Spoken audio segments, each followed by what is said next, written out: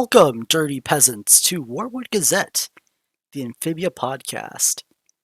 This is episode 54, and we are covering Amphibia Season 3, Episode 16, The Three Armies and the Beginning of the End. I'm your host, the Baticon, and joining me today we have Lemur, Hello. Pixels, What's up, everybody? and Nick. What's up, y'all? Alright, thanks guys for coming on. This week in news, we got a brand new poster for season 3, as well as a promo for All In right after this episode aired on TV. We'll cover that at the end after we'll lump that in with speculation and all that, all those predictions. But I'm just going to go right into the first segment of this episode, The Three Armies, which was written by Todd McClintock, directed by Joe Johnson, storyboards by Alicia Rocha, Danny Ducker, Aaron Austin, and Drew Applegate. So this episode was pretty much all the allies and the gang have gathered up throughout this last batch of episodes. Primarily the newts and the toads trying to work together with the frogs for this alliance. We get to see all the interactions between Chitonio, Beatrix, and Hop Hop as they try to come up with a plan, but having to settle a 900-year-old feud between these species, and Anne's trying to be the mediator, and things don't work out, and we're just seeing the struggles of them working together, and then eventually the leaders kind of realize the error of their ways after Anne goes Super Saiyan, but we'll cover that later. But I guess general thoughts on this episode, I thought it was really a really great episode. Just seeing the tension between the newts and the frogs and the toads after it's been addressed throughout the series with the frog and toad conflict in season 1, a little bit of the toad uprising against the newts. So it's nice to see all three species together having to deal with their caste system. And I'll end my thoughts there for now. Starting with Pixels, what are your general thoughts on the Three Armies? It was really, really good. I'm surprised about how comedic it was. And I like the tension that they still had towards each other, because we saw how the toads and the frogs were in season 1 leading up to season 2, and we knew how the newts were in season 2 as well. And trying to be the mediator is really good, and she has done it a lot recently from what I've seen. And it's like there's so much to digest in this episode too, so and we'll talk about that. It's really, really good, especially towards the end, because oh boy, that's it. All right, thank you, Pixels. Nick, what are your thoughts on the Three Armies? I mean, I thought it was an absolute banker, if I'm being honest. I mean, not only was it probably one of Amphibia's funniest episodes, but also just I really enjoyed the emotional beats here. This has been a moment, this kind of episode has been something that's just been built up since day one of Amphibia, where we explored just the social caste system, how it affects people in Amphibia. So just to have an episode like this is just amazing, and just I mean, this is.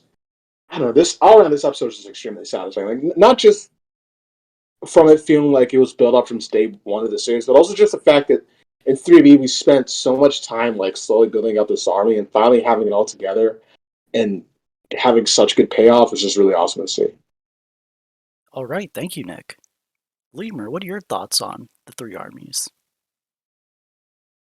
This is essentially a really great penultimate episode for Amphibia. I know that makes no sense when it comes to like episode order, but narratively, it does. It's very comedic, which again I didn't expect, like Pixels, and at first I was a little bit off by it because I thought it would be, I don't know, maybe a little less comedic, but like I get it. It's Amphibia, it's always has to be comedic, but like a second watch is actually very, very. I actually managed to take the time to appreciate this episode for what it is, and it is a really great episode. The jokes are very funny. When I finally get to watch it carefully, again, like the narrative itself is really good. I like how the conflict between the newts, frogs, and toads are addressed in this episode, and the real solution of it as well.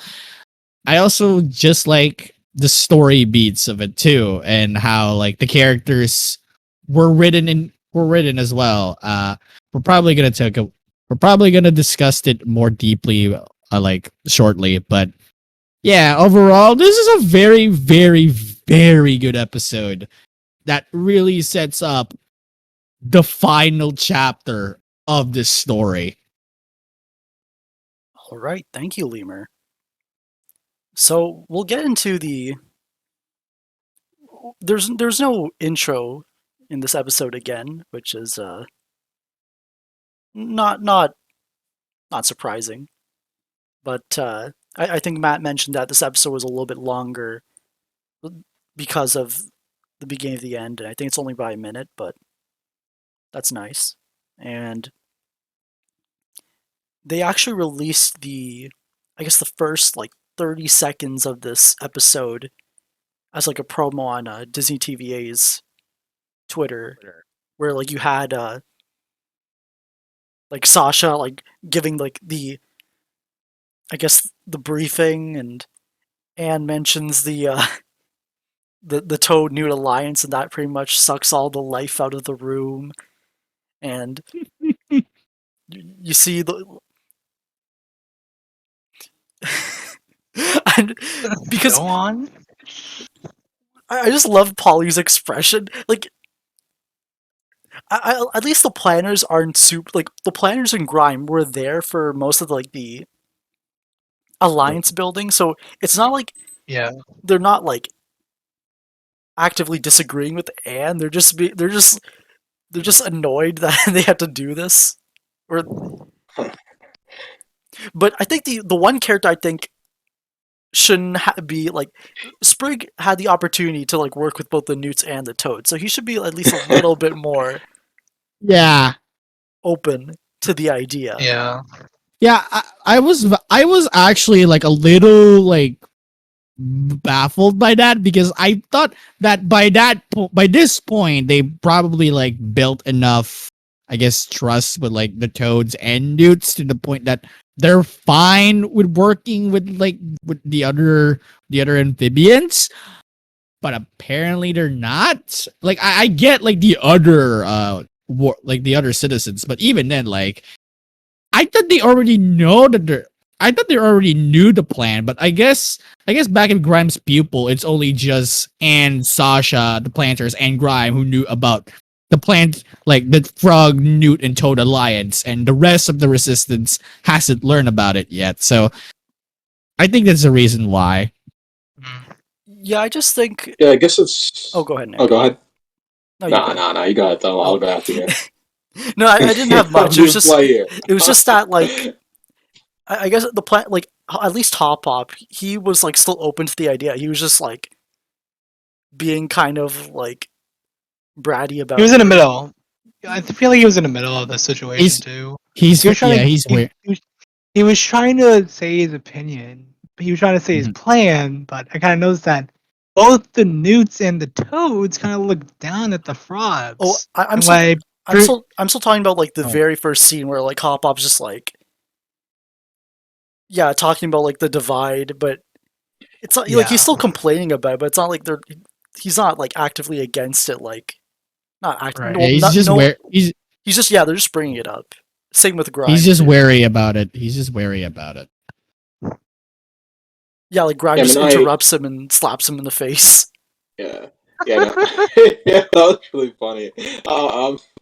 Grimes was an asshole when he did that, but yeah, I guess. Yeah, when I saw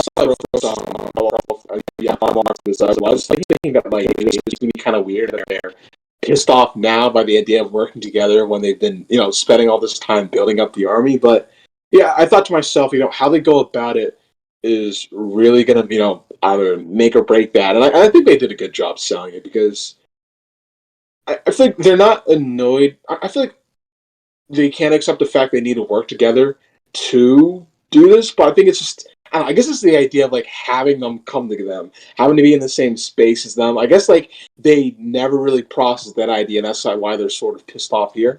I guess that's just sort of the way I look at it. And then we get that Anne makes the comparison with Toadstool and Duckweed, since they were like a toad and a newt living together in Wartwood, and then we just get them like bring up the fact that they just tolerate each other rather than actually like each other. but not really in a way. Yeah. Oh, That's one of the best jokes of the entire episode. Yeah, I don't know. Like it's like, damn. I don't know. Just having a joke with those two just feels so unexpected. But I don't know, man. I just really love having it. Like that was really funny.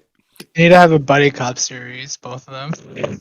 But just what's so funny, it's like Anne's like, come on, you guys could get along, and then the Toadstool and Duckweed are just like, nah, we're still a little racist. Yeah.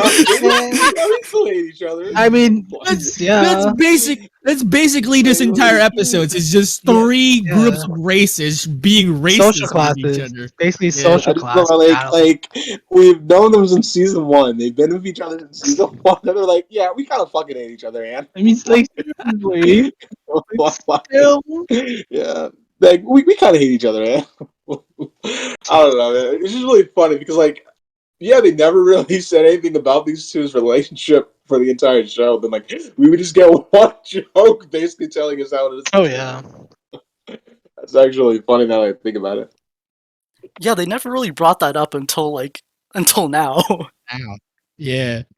But yeah, that was. Well, to be fair, you would hate Toadstool because of everything he has done before Toad to Redemption.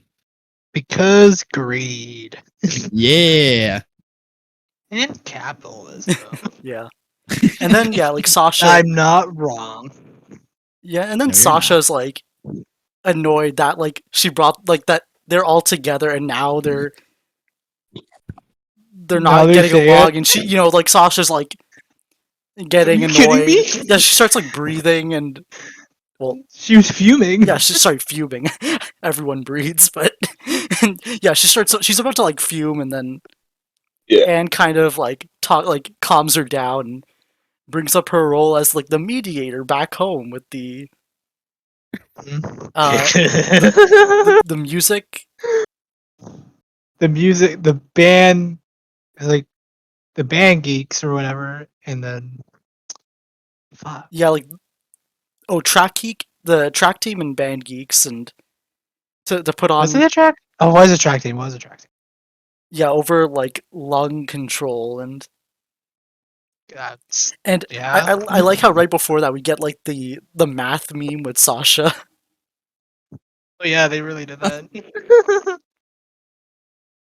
And I have to say, I really, really, really love the expressions in this scene. Like, I don't know, like Sasha's pissed off face, like her sort of flush face, and I don't know, and smirk. Like, yeah, they're really on point here. That's gonna be a new meme in the entire fucking fandom. I wouldn't be surprised if that's actually like a meme that is gonna be like fairly used in the internet that is outside of the context of the show. Wait, which face? The math meme? Yeah, the Sasha Matt meme, but I guess it's like a variation of it. Yeah, like I'm guessing the original will still be supreme, but at least in the Amphibia fandom, like will be Yeah. We have our own Yeah. tailored, a meme tailored for our fandom. And Mhm. I love that where they show like the not trophy, but the picture of Anne as the mediator. The music. Yeah, and then like Anne mentions it's the only award I've ever gotten. And oh man, like poor Yeah. Anne. Anne's face, like she's in pain. Well, she's not in pain. She's She's way just too like happy. overjoyed, but just like it just makes it so much. Yeah, This is something that Molly McGee would freaking be proud it of. was. It was. It really was.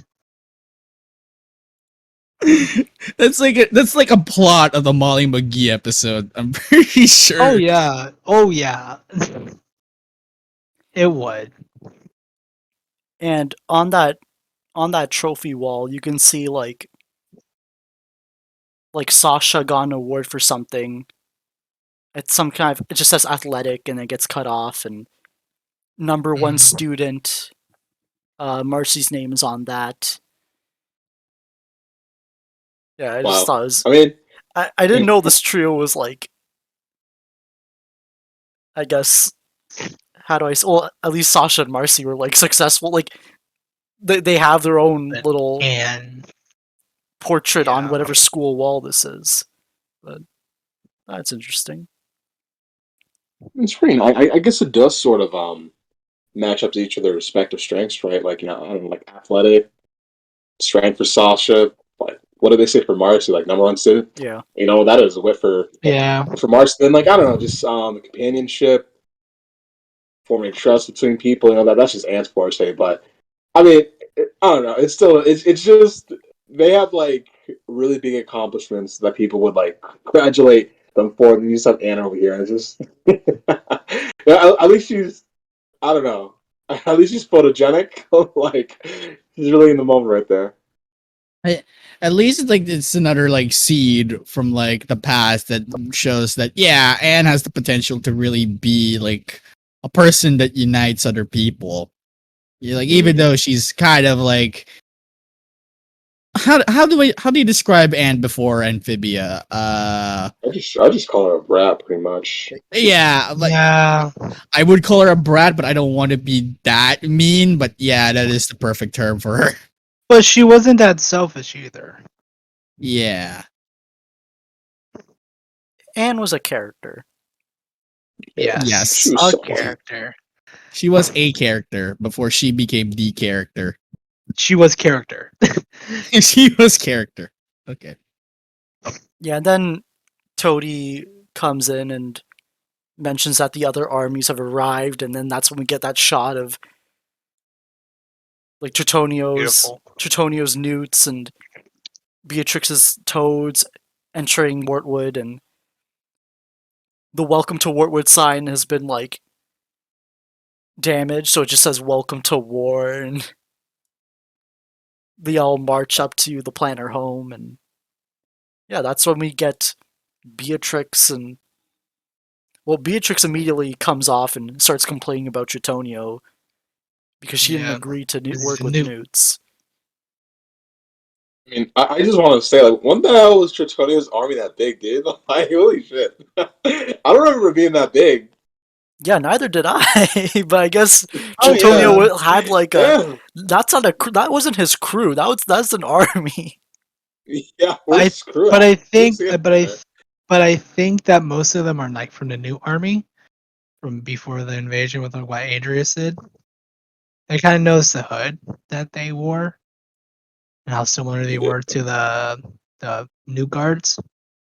Yeah, they might have just been deserters and like civilians from And the also, go, but yeah, it's just kind of funny because it's like, oh, go ahead. an army of archers are like the best, or they're the best.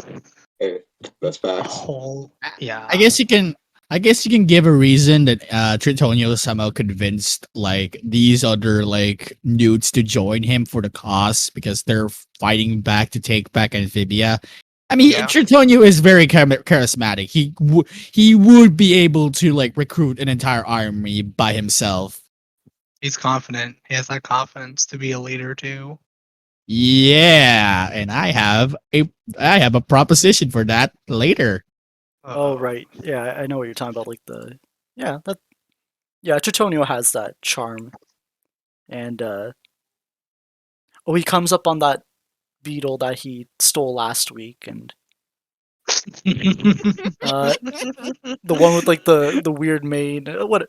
Yeah, I'm getting too into the details, but yeah, they arrive. Uh,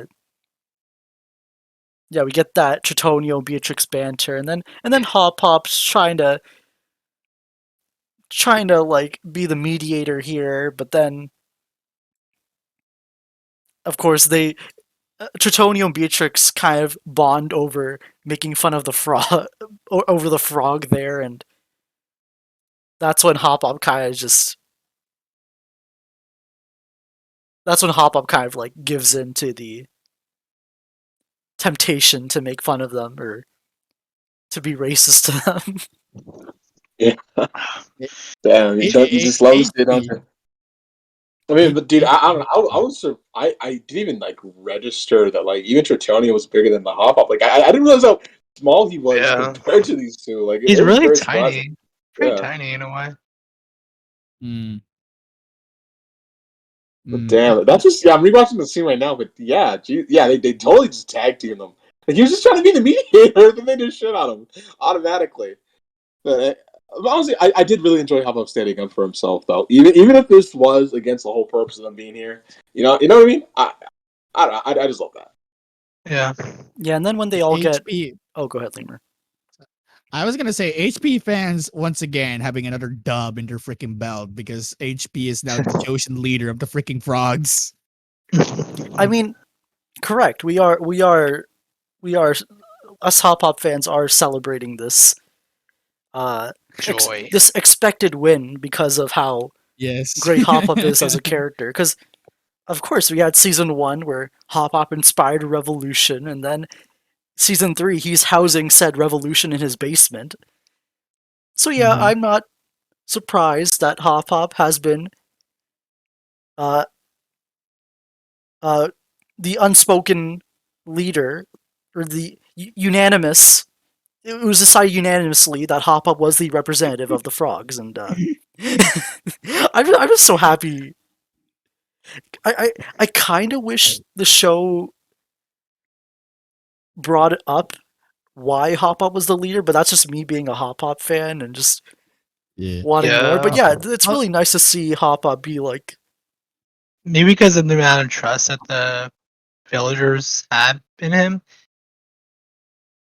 probably yeah, Yeah. like that's and probably like how much he helped the community before the invasion and all that stuff.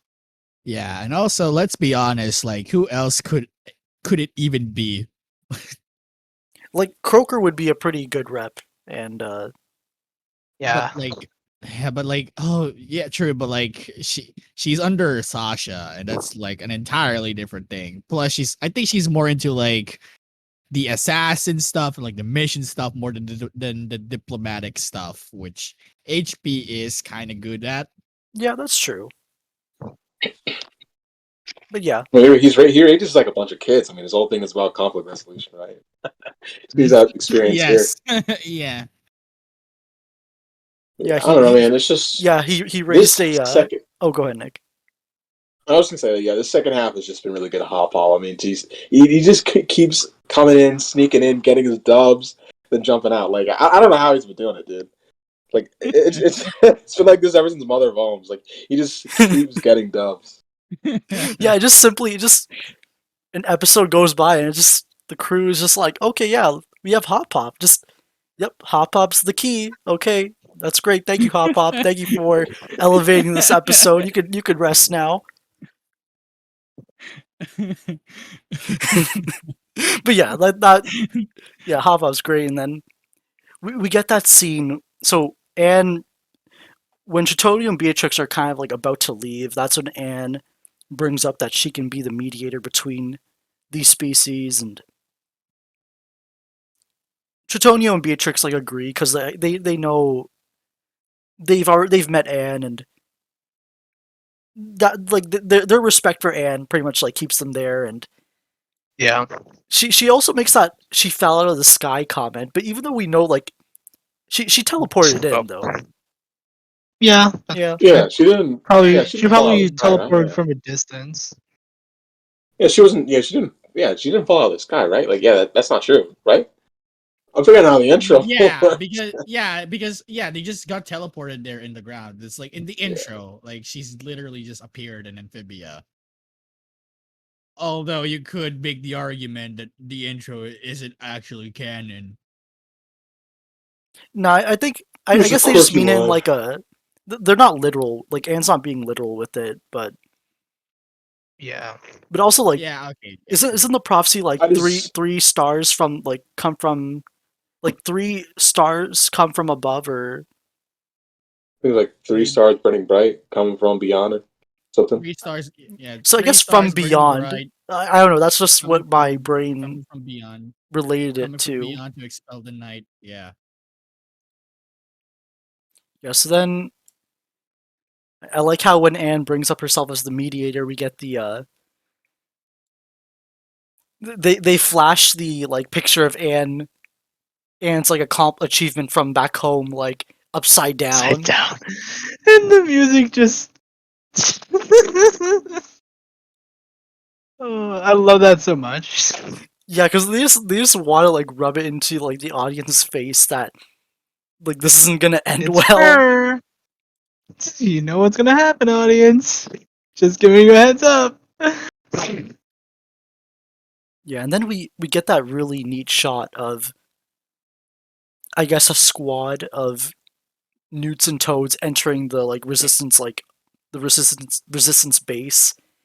And I don't know why, I just felt so like kind of epic how like they're walking in like Ivy like they do like the low angle for the newts and them entering the base and like Ivy and Sprig are so like are super like excited and then they showed like the planner they show the entrance from the planter like from the planter house of all the toads like all like packed into like 3 lines all like marching down and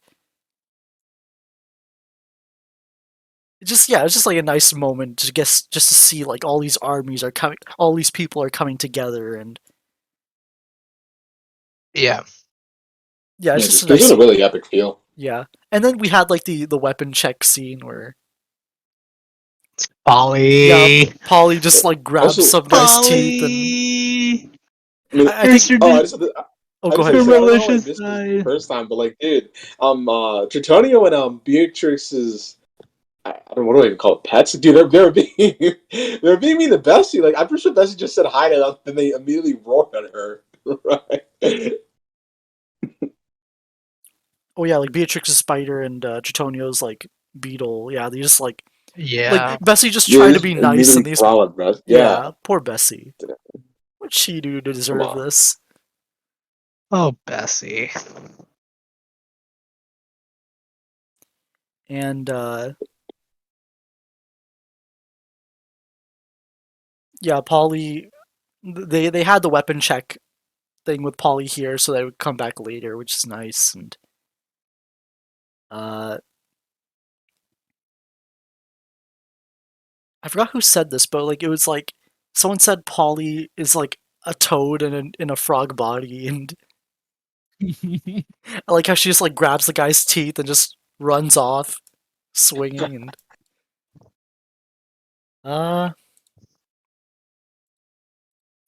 yeah so it cuts to like the briefing room or the planning room. Yeah, Sasha just brings up how like the box is the source of Andrias' power and they take it out. And then we get to see we get to see Beatrix and Tertonio propose their ideas and how the others react to it and It's kind of I like how their plays are very different. Beatrix is very we just go head on and just start bashing people, whereas Trentonio is very stealthy. like it was very like in character. Their plans were very in character with like Beatrix wanting to go and swing, and then Tertonio of course brings up the orphan plan. Like, is this his only like? It feels like It this kind of is Yeah, works. that's a It's go not to. it's not a bad idea, to be honest. You just do orphans. Like Yeah, it's just- so repetitive, yes, but you know what? It's worth a shot. Yeah, as long as the kids die, right? Well, let's not say that. Yeah, and then like Sasha brings up how like a bunch of robots won't be able to like won't buy the orphan joke, and like when Sasha said they're like soulless, like I kind of got a little offended because of Frobo. Oh yeah, Froba has a heart. Hey, Froba has don't a forget soul. Cloakbot. Cloakbot. Like, I don't know, And just go exactly what you were saying. Cloakbot. What do you Cloakbot? Like I remember What you Cloakbot, saying? but like Same. he's not the best. Like I wouldn't call him the best example where he was like, well, he was doing everything out of like self-preservation, which is Yeah. a He robot did the best that thing. he can. He was just misunderstood. Oh, Oh, And I like how so Tritonio and Beatrix were bickering about their plans, and Hop Hop tries to suggest something, and then of course Beatrix and Tritonio gotta like team up again to bully Hop Hop, which is I'm glad. Okay, Shows. I know Hop Hop's supposed to be a diplomat, but like I did not mind him like just like lunging at Tritonio and just like start Yeah, beating Yeah. him up. he just went hammer on him. He went hammer on him. He had a black eye. Oh, that's honestly, I alright, always thought that Buck. was fair game because like Hop Hop, he was the most patient one out of the three, and like you know what I mean. He He still was. showed that He was he had quiet. limits, and he wasn't about to take the crap. And I don't know. I just love seeing it. Even so, it was counterintuitive. I just love seeing Hop Hop throw down. And Hop then Up is like what?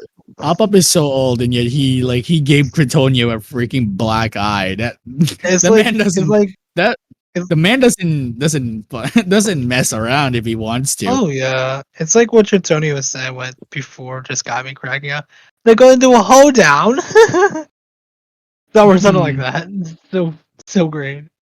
yeah, then Also, I like mean, I just wanted to say like it's. Oh, go ahead. no, you finish your thought, Nick.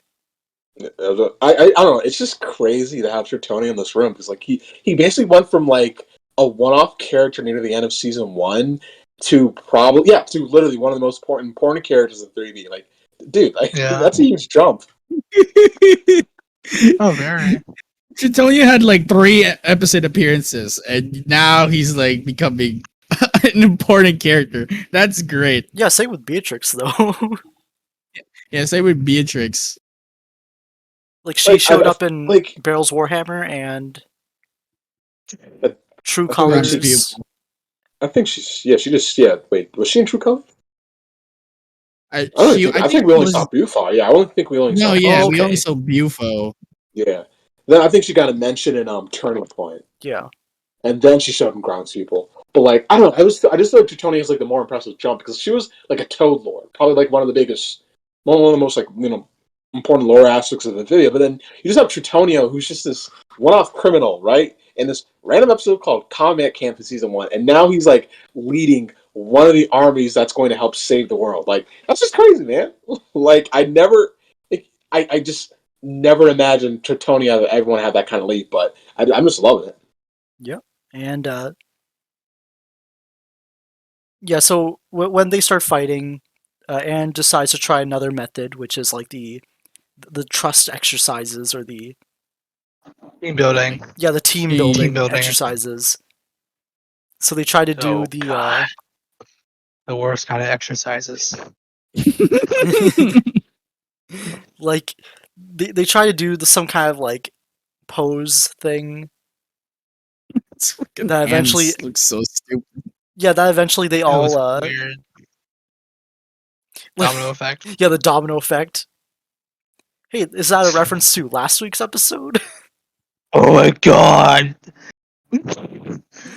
But yeah, that doesn't end well. They all fall down. We get like a montage of like other exercises where like The three-legged race one is my favorite. Is my favorite one.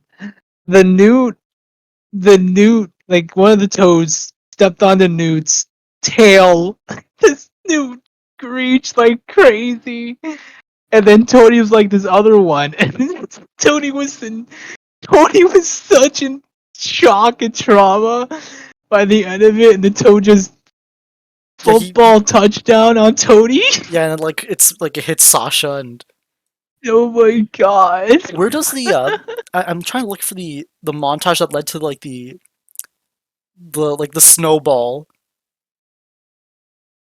Oh, okay. It was like the hand cross exercise that led to the snowball. Then it came Yeah. back Oh, in the like human another. knot. The Yeah, that's when human they were knot. bullying that one Toad for like not figuring out. They're like, like let me see what they said. Yeah, come on, Toad, figure it out.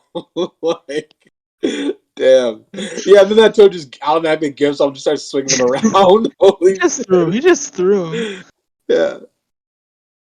Yeah, and then we also get like the final trust exercise is like the trust fall. We get that Toad from this is like this Toad actually showed up in a reunion where like he's like the spear guy that Polly was talking to. And I love how like that was like I immediately remembered him. Maybe it's because I How watched. did you even remember that? That was like a deep cut. Just it's the spear guy, like, because I remember, because what was funny about it was like Polly was like so small, and then this guy is like huge and covered with scars, and she's just like trying to mingle with him at the party in reunion. I don't know, it was funny, and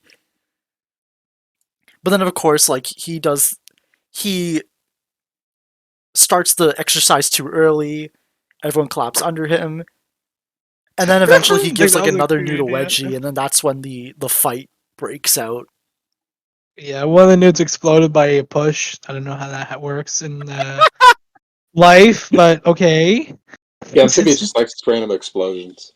Yeah, he just the nude just literally this guy. So the nude was pushed. And he did a twirl. He did like a spin when he was pushed, and then all of a sudden, kaboom! It was like early SpongeBob seasons. Michael Bay directed that scene. Oh my god! I'm just rewatching this. Someone's dude. That wedgie was brutal. What the hell? Oh yeah, it's like, insane. Jesus Christ! Yeah, I made everyone go, "Holy shit!" Like, Oh, it was. look at his face. Like, We see his eyes. oh, see the eyes. the new tackles him, slaps the shit out of him with his tail, dude. That's so good. Oh my god. It's very comedic. That episode was surprisingly very comedic. And it works. Oh, I forgot. What was that? Monroe. Yeah, Monroe shows up. Yeah, when the fight breaks out, Monroe shows up. And yeah, I know people said like Sylvia hasn't shown up, but she actually showed up in the background of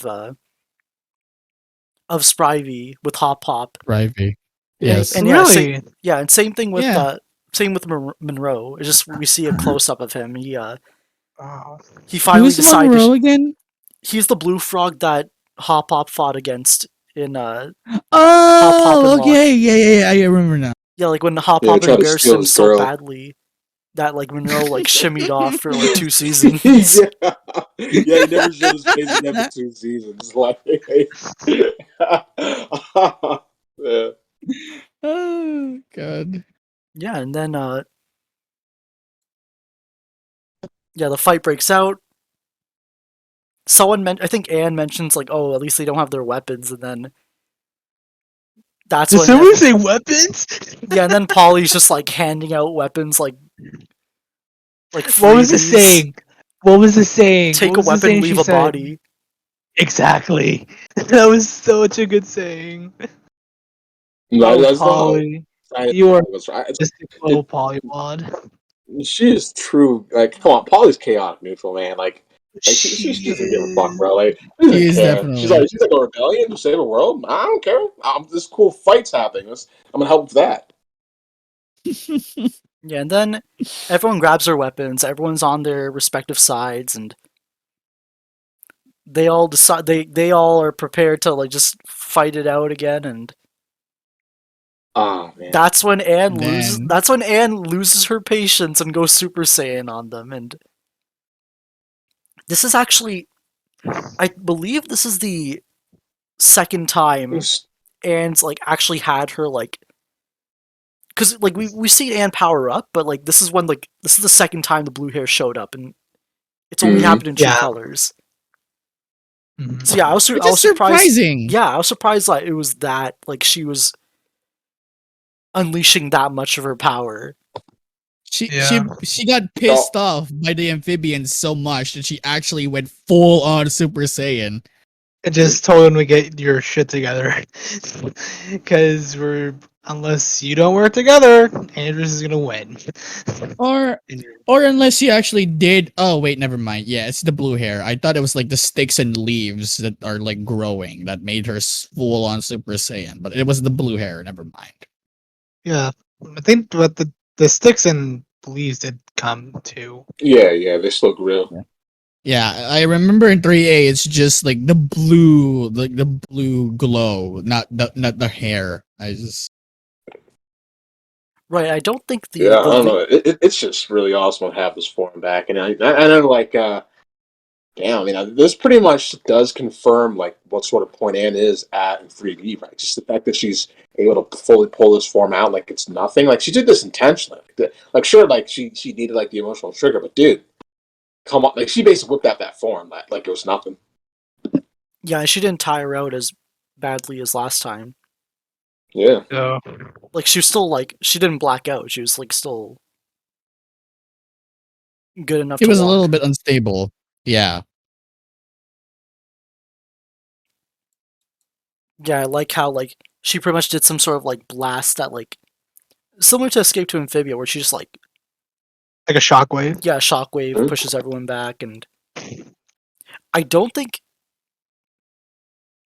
so. I know like the planners, Sasha and Grime, like knew about Anne's powers, so but like I guess everyone else is seeing them for the first time, and yeah. Right. Also, just And they were all shocked too. no, I Like just love that little scene. Oh, go ahead. they didn't know. Like they didn't know that she had these powers in the first place. Only Grime, Sasha, planters and and Yeah, the yeah, pretty and much the just Planter. the plant. planters, Graham and Sasha. Yeah. Yeah, I don't know. I just really love that little moment of Grimes. Like I didn't even realize with yeah, Grimes didn't You have forgot much to screen tell time him. so far. You forgot to tell Yeah, him. You forgot to I just love tell that him. little moment. Probably should have led with the having powers thing. Like I love that. yeah, that probably would have gotten people to be a lot more on board with everything when they have like yeah, a god on their side.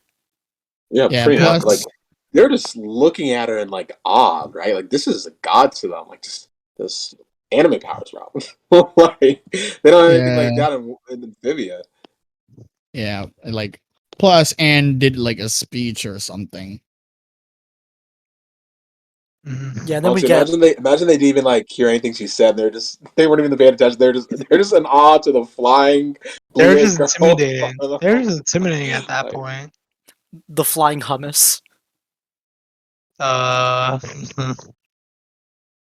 But yeah, like yeah, we get the scene where all the leaders are feeling a little guilty, and then like Sasha like goes back into like the her office, I guess, and I like how Anne is dang just girl. yeah, and Anne is just like ugly crying after giving that speech. Like she felt horrible.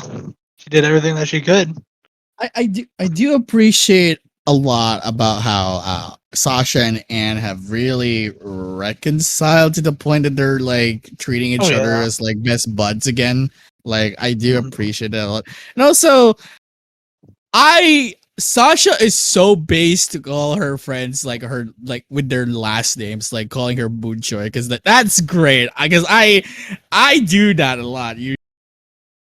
I really enjoyed Sasha doing that as well, calling Anne a Boon Choi instead of just her first name, because that's great in my opinion. Yeah, that was a nice moment, Mm. and also the Yeah, she's been doing expression. that a lot recently. Yeah, the expressions on Anne. I'm guessing like man, Ferocia like boarded this or something. yeah, man, damn, like the way they framed that one shot of Anne like standing over her table. Like I thought this scene would be a lot more emotional than it actually was.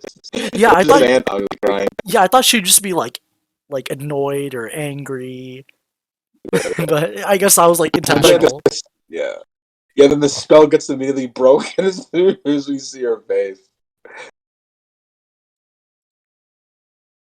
Yeah, and then Tritonio, Beatrix, and Hoppa come back, and they just explain like a combination of all the plans and somewhat. Tritonius just has his black eye. Yeah. It's the black guy. Damn. Yeah, and like when I first like when I was watching this episode, they said like, oh, okay, like army is distraction for the strike team. I just immediately thought like Lord of the Rings, and I like how we get into that later on in the next segment. But yeah, like I just it's like it's that it makes sense. You have like everyone else on the ground, and you got Yeah. that. You got the main cast going in, but I think I'm getting a little too into the next segment. Yeah, that's the plan. Next segment. Next segment. If there is one thing that I do kind of wish that was addressed is that I kind of wish that Anne said that you get that the people that they should probably stop fighting because there is a war right now and that's bigger than literally anything that is happening right now. It's bigger than your squabble. So like Yeah. I like what Anne said about like I can't fix what the a 900 years like conflict between all of you and that's all your choice. I But, want to like, bring that up. The yeah, 900 year. I the would 900 bring year up the fact that there is a war right now. Doesn't and you get doesn't Anne? Well, I mention was that, gonna though? say. She says Well, like when you're ready to eventually stop they would. Andrias. Yeah, okay, yeah, but like I kind of wish it was more like forward. Oh, Like okay. it was more pronounced. Like eventually that was like kind of like the point. Like that's the lesson that they all learned. But I kind of wish Anne said a little bit more about that. That's pretty much my only problem with this episode. Yeah, I do agree with that. I want to go back to the 900 year conflict that Trentonio said. I want to make a connection. That's when Andrews got into power. Does that make sense? Or It could be around the same time. We know, like, we know he because established like his social caste system, like shortly after his betrayal and stuff. yeah, It so lines most up with it. likely, yeah. So I made a connection to the Corner King and that time and like the how long it was ago from the past and the present. But I thought So, Andrews like, you said. know what? Didn't the Mother of Olm say? Go ahead. We got multiple like references how it's been like 1,000 years, but then this conflict was 900 years. So it's like, why would they I think it was- do? Like, why would they say? Well, of course they. Maybe it was different for the Olms. Maybe it was for different with the Olms, but not for the Amphibia. Rest of Amphibia. Right, but then Andrus got into power. Like, well, actually, no. At the time, Aldrich, like Andrus's dad, was still in power. Yes. So, like, if the box was taken 1,000 years ago, but then like people are bringing up the if the box was taken. Yeah, Sorry, I go on. Right, I know the like the divide between the species wouldn't happen Yeah. like overnight. But I'm just surprised, like, so I'm guessing it took like 100 years for it to be like Yeah. socially acceptable to like Yeah. treat as fact. Yes. It's Okay. And yeah, I I'm not think you sure. could say I'm that not sure if lines up. I'm not sure if I'm right. I'm not sure if I was right or not, but it was just a quick thought I just had when I was rewatching it. It does kind of line up a bit. Mhm. okay. And then I'm checking our notes. Yeah, so we covered most of the episode, and then like the very end, Mother Olm like punches a hole, makes a hole into like the underground cavern to kind of like give an update. And in the beginning of the segment, Sasha mentioned that Andrias' invasion was going to happen in a few days, but then because the Olms are all underground, they can feel the earth around them. They mentioned that Andrias is like invading tonight, the day of, and that's when Tonight. that's when everyone just mobilizes. And Oh boy. I like how at least the montage shows like the species helping each other prepare. Yeah. But yeah, it was really good. It just shows that it's go time. They're taking it seriously now. They're working together, no matter what social class they're in. Also, I loved like Beatrix's ending statement on this episode, which is like, yeah, we can't fix the past, but we Yeah. can have a future, and that's like the linchpin of the theme of this entire freaking finale. Yeah. There's another line that I would want to point out, but that's gonna be in the next episode. And I think Thumb knows exactly what it is. Yeah, with Croaker, I believe. Yes. And I know. I mean, I'm just rewatching the last scene, but that's just so cool. Like the whole rebellion, working together, suiting up. Like I think I don't know. My favorite part, I guess, is just the mother of them is looking down, smiling at them. Like you just have to because she's like one of the oldest, probably like hell, maybe she's around the Core's age. I don't even know, but like I mean, she's seen how this land has changed across time, and I guess like yeah, it must be really special to her to see these races, working together again as one. So I don't know. I just really love that scene.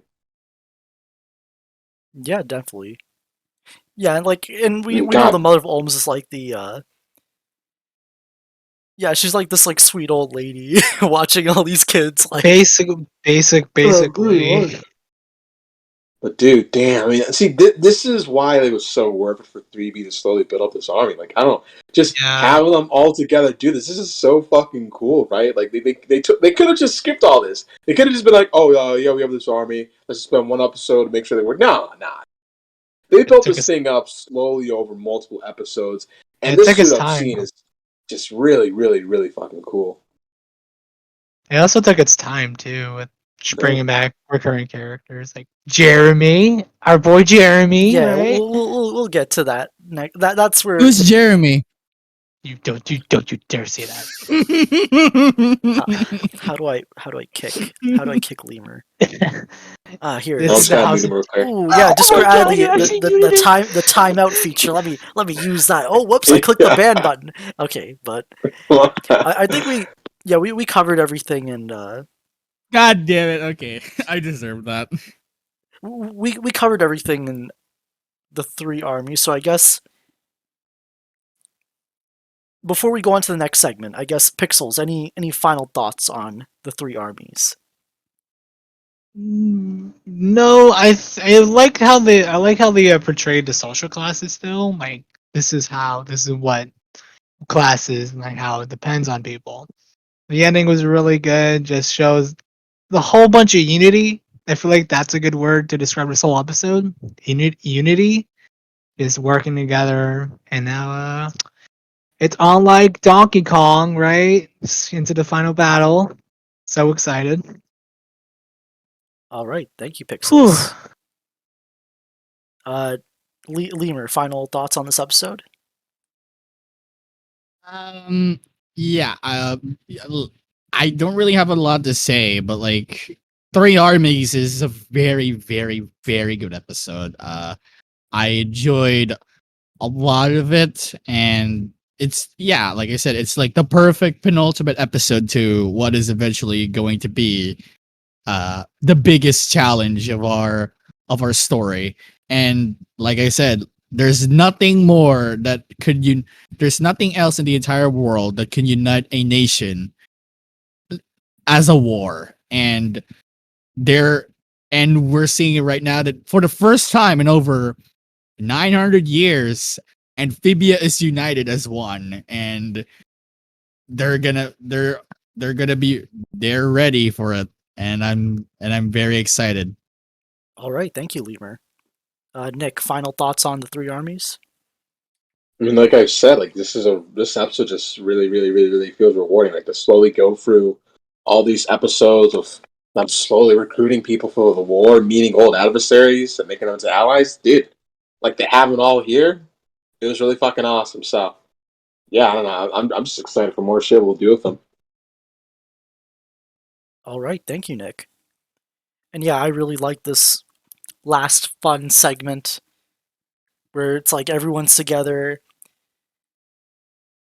It kind of, yeah, you guys said it said it best. Yeah, like these three species coming together, putting aside their past prejudice to figure this out, to figure out how to beat Andrias, and like kind of like coming in with her calamity form just kind of like helped uh show the scale of the episode, like raise the stakes, or kind of remind everyone there like that this is like bigger than everyone, when the human, like this random creature, just all of a sudden is like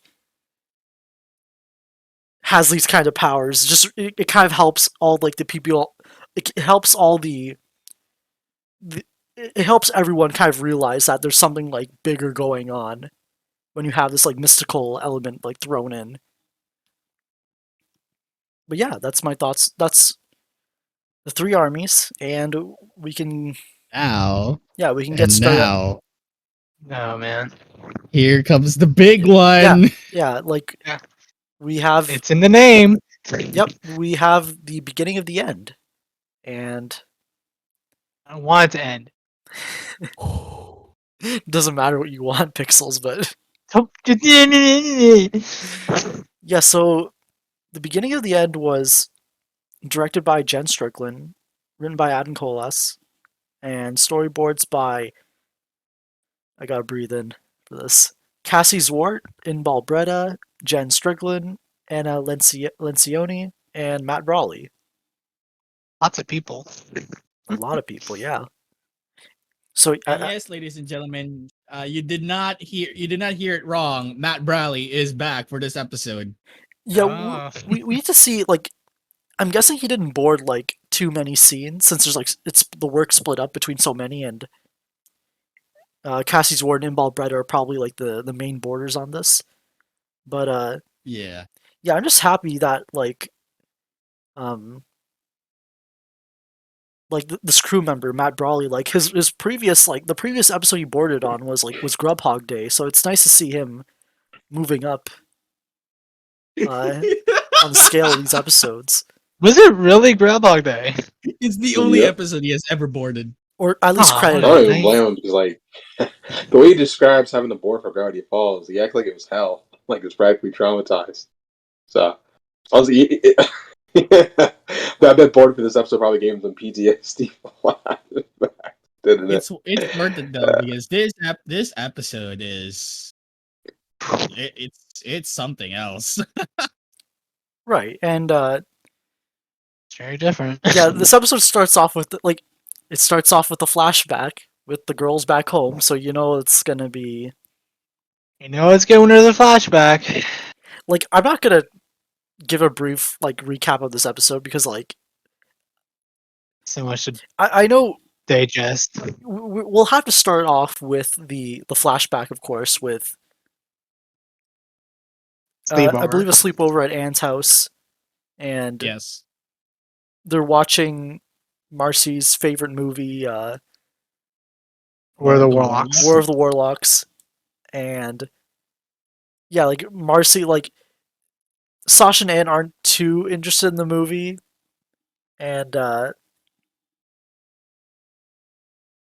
yeah, like Marcy's still into it. She's watching it, and then they have that pillow fight, and then Anne and Sasha go to sleep, and Marcy like covers them up with the blanket she had as a cape earlier, and finishes the movie herself. She says something before that too. Oh, you guys are asleep Yeah, again. Again. yeah. Again, like this is not the first time they fell asleep during this movie, and Ah. yeah, this is Yeah, so yeah, like yeah, this episode, the scene says a lot, and There, and it really clinches everything yeah, that we've seen from the end of True Colors to now. yeah. I forgot Not to. even the end of True Colors. Maybe when we see Marcy. Okay, I mean, stretches even all the way back to Marcy at the Gates, pretty much. Yeah.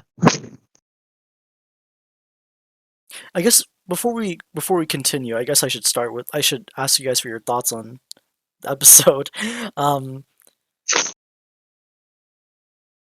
but like, Oof.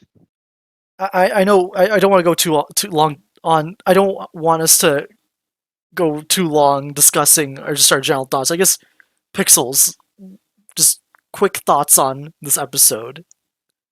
It was a pain fest all the way through, especially towards the end. The battle was really, really good. I mean, everything of it. There's this one part. I won't say it. I think Thumb knows and even Lemur, because there's this part where they infiltrated.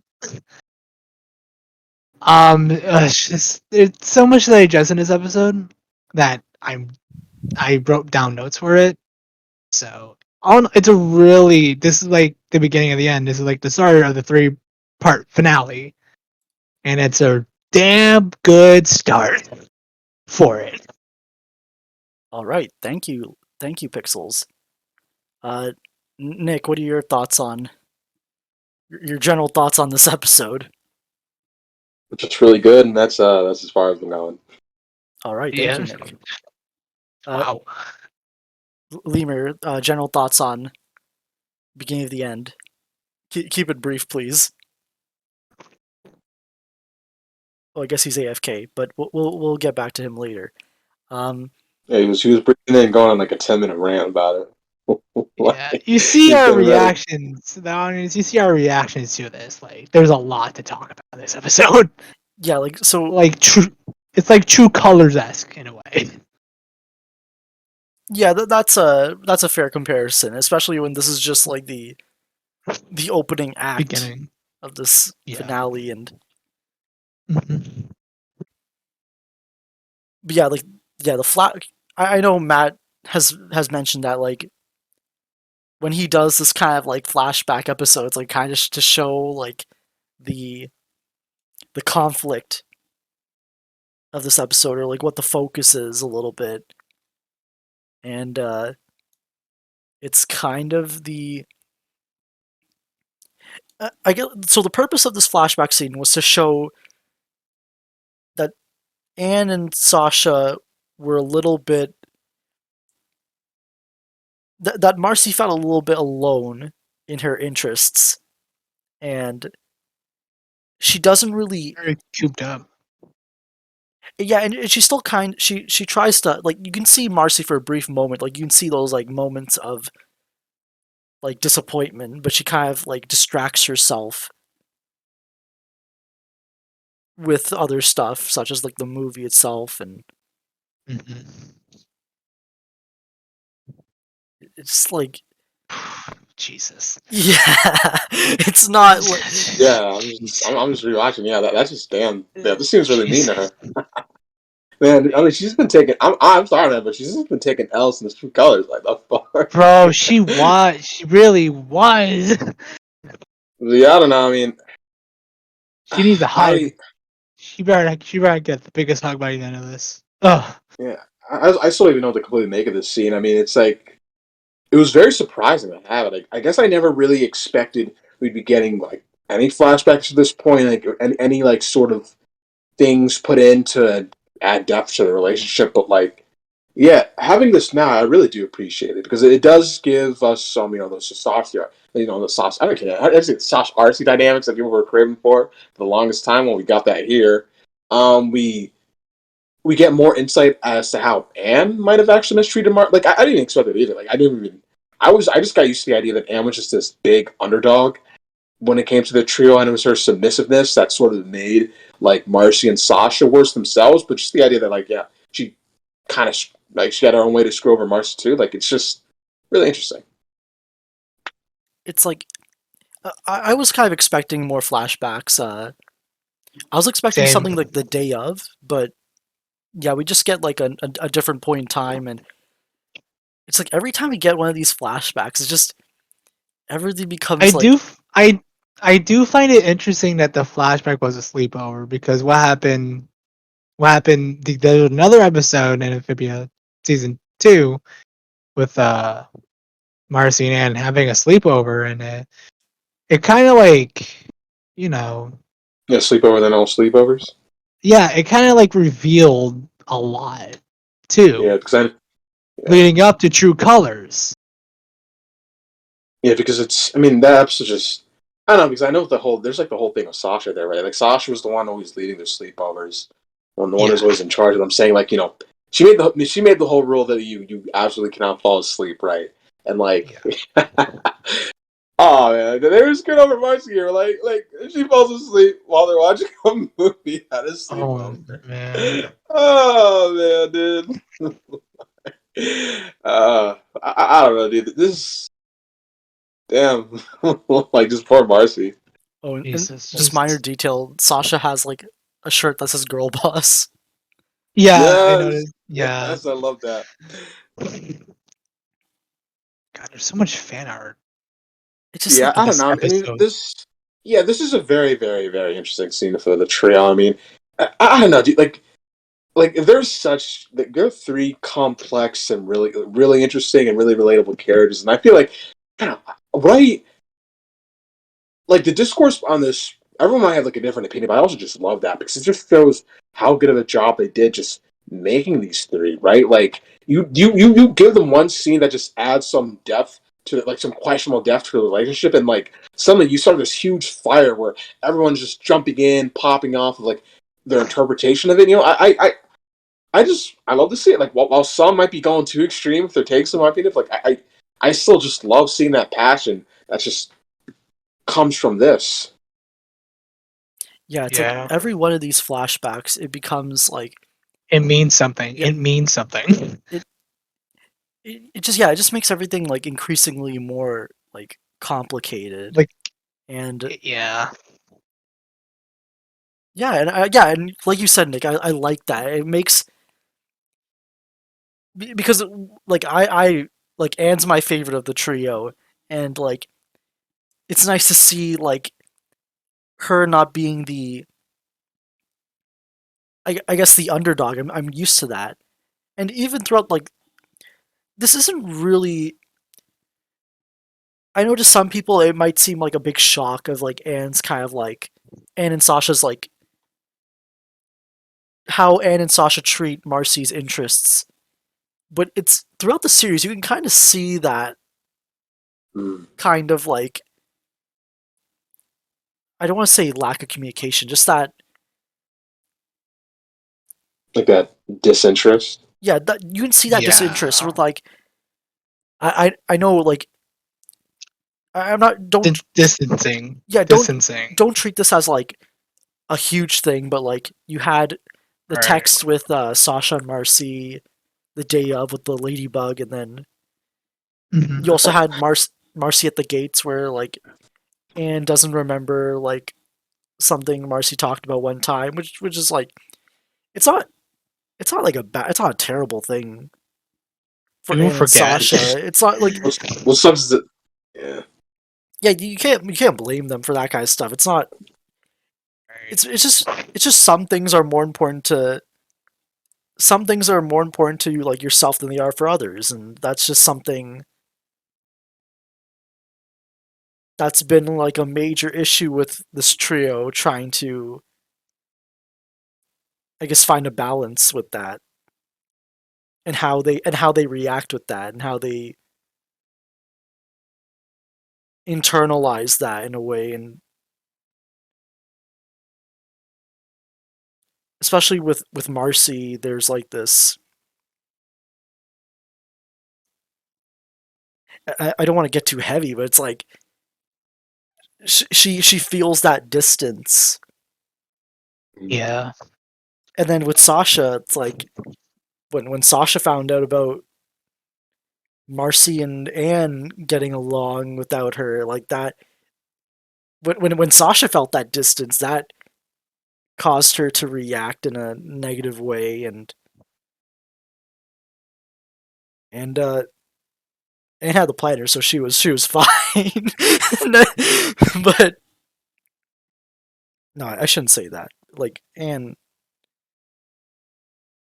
Yeah, I mean, we did get to see the scene, like the sort of like, I mean, yeah, we did. it wasn't direct, but you could still sort of tell like that Anne Yeah. definitely did feel that desperation when it came to those two in the past. But yeah, that's just really interesting. Like, it's just damn. I mean, honestly, I want to say two things. I love the fact that this scene, this is like put in the third to last episode of the entire series, and yet it doesn't feel shoehorned in because it builds off of what it already gave you in the past. Like this still feels like a natural scene, right? It still feels like things you've seen before, but also still adds to that just by just showing sort of the extent of those implications it gave before. And then the other thing go ahead. I was also going to say it makes you think back about what we saw from all the seasons and episodes we saw. Yeah. Because, like we said before, there is no filler, and I mean it. There is no filler in the show. People might say there is filler, it's their opinion, but there is no filler in this episode. This show is structured in a very episodic way that they make it serialized, and it works perfectly. It's like you have to pay attention to like the the small details of what's going on. You have to make connections back to other old episodes, and that's what the show does. It makes you like it comes up with these theories and all that stuff, like what Gravity Falls did, or what I think Ducktales did it in a way too. So that's why I like the show a lot, because this show makes you go back to the episode, make you think like, oh, this happened to her. This is an important detail. What's gonna happen to this? Oh, this is gonna happen to that. It makes it. It's like that Charlie Day meme with the with the board, with all the wires and all that stuff. It's like Oh it yeah. makes Yeah, like no, I completely see what you mean, Pixels. I mean, like Amphibia, like its older episodes just age like fine wine. Like this episode just makes it adds so much context to past scenes and just makes you appreciate them even more. Just knowing how planned ahead they were. I mean, yeah, And like this flashback just adds so much. yeah, and even if it wasn't planned ahead, it's just right. credit to the show to like finding a way to make it fit in. Yeah. Like, because of course maybe they don't plan out like every detail, but then maybe they get to like near the finale and they think, oh, okay, what do we want to show as a flashback? And then they might look back and, oh, we had this episode about like the sleepovers that the trio had, and what if we kind of like, Me, what if we had a scene that's why I that like kind the writing. That's why I like the writing a lot in the production of this, because they were thinking too. We can tell, like if we show them this, they were gonna make connections to that, and then oh my god, this, that, and this, and that. Like right? they make you think, and they did the same. They're doing the same thing too with the L House, and they're doing a good job at that too. Yeah, absolutely, yeah. And I guess we can move on from the flashback. I know we'll come back to it near the end again with the 'cause we see this scene again in the credits, and Oh boy. we'll talk about it more then too. So we cut back to the Wartwood resistance. We see all of the allies have gathered in like the town square.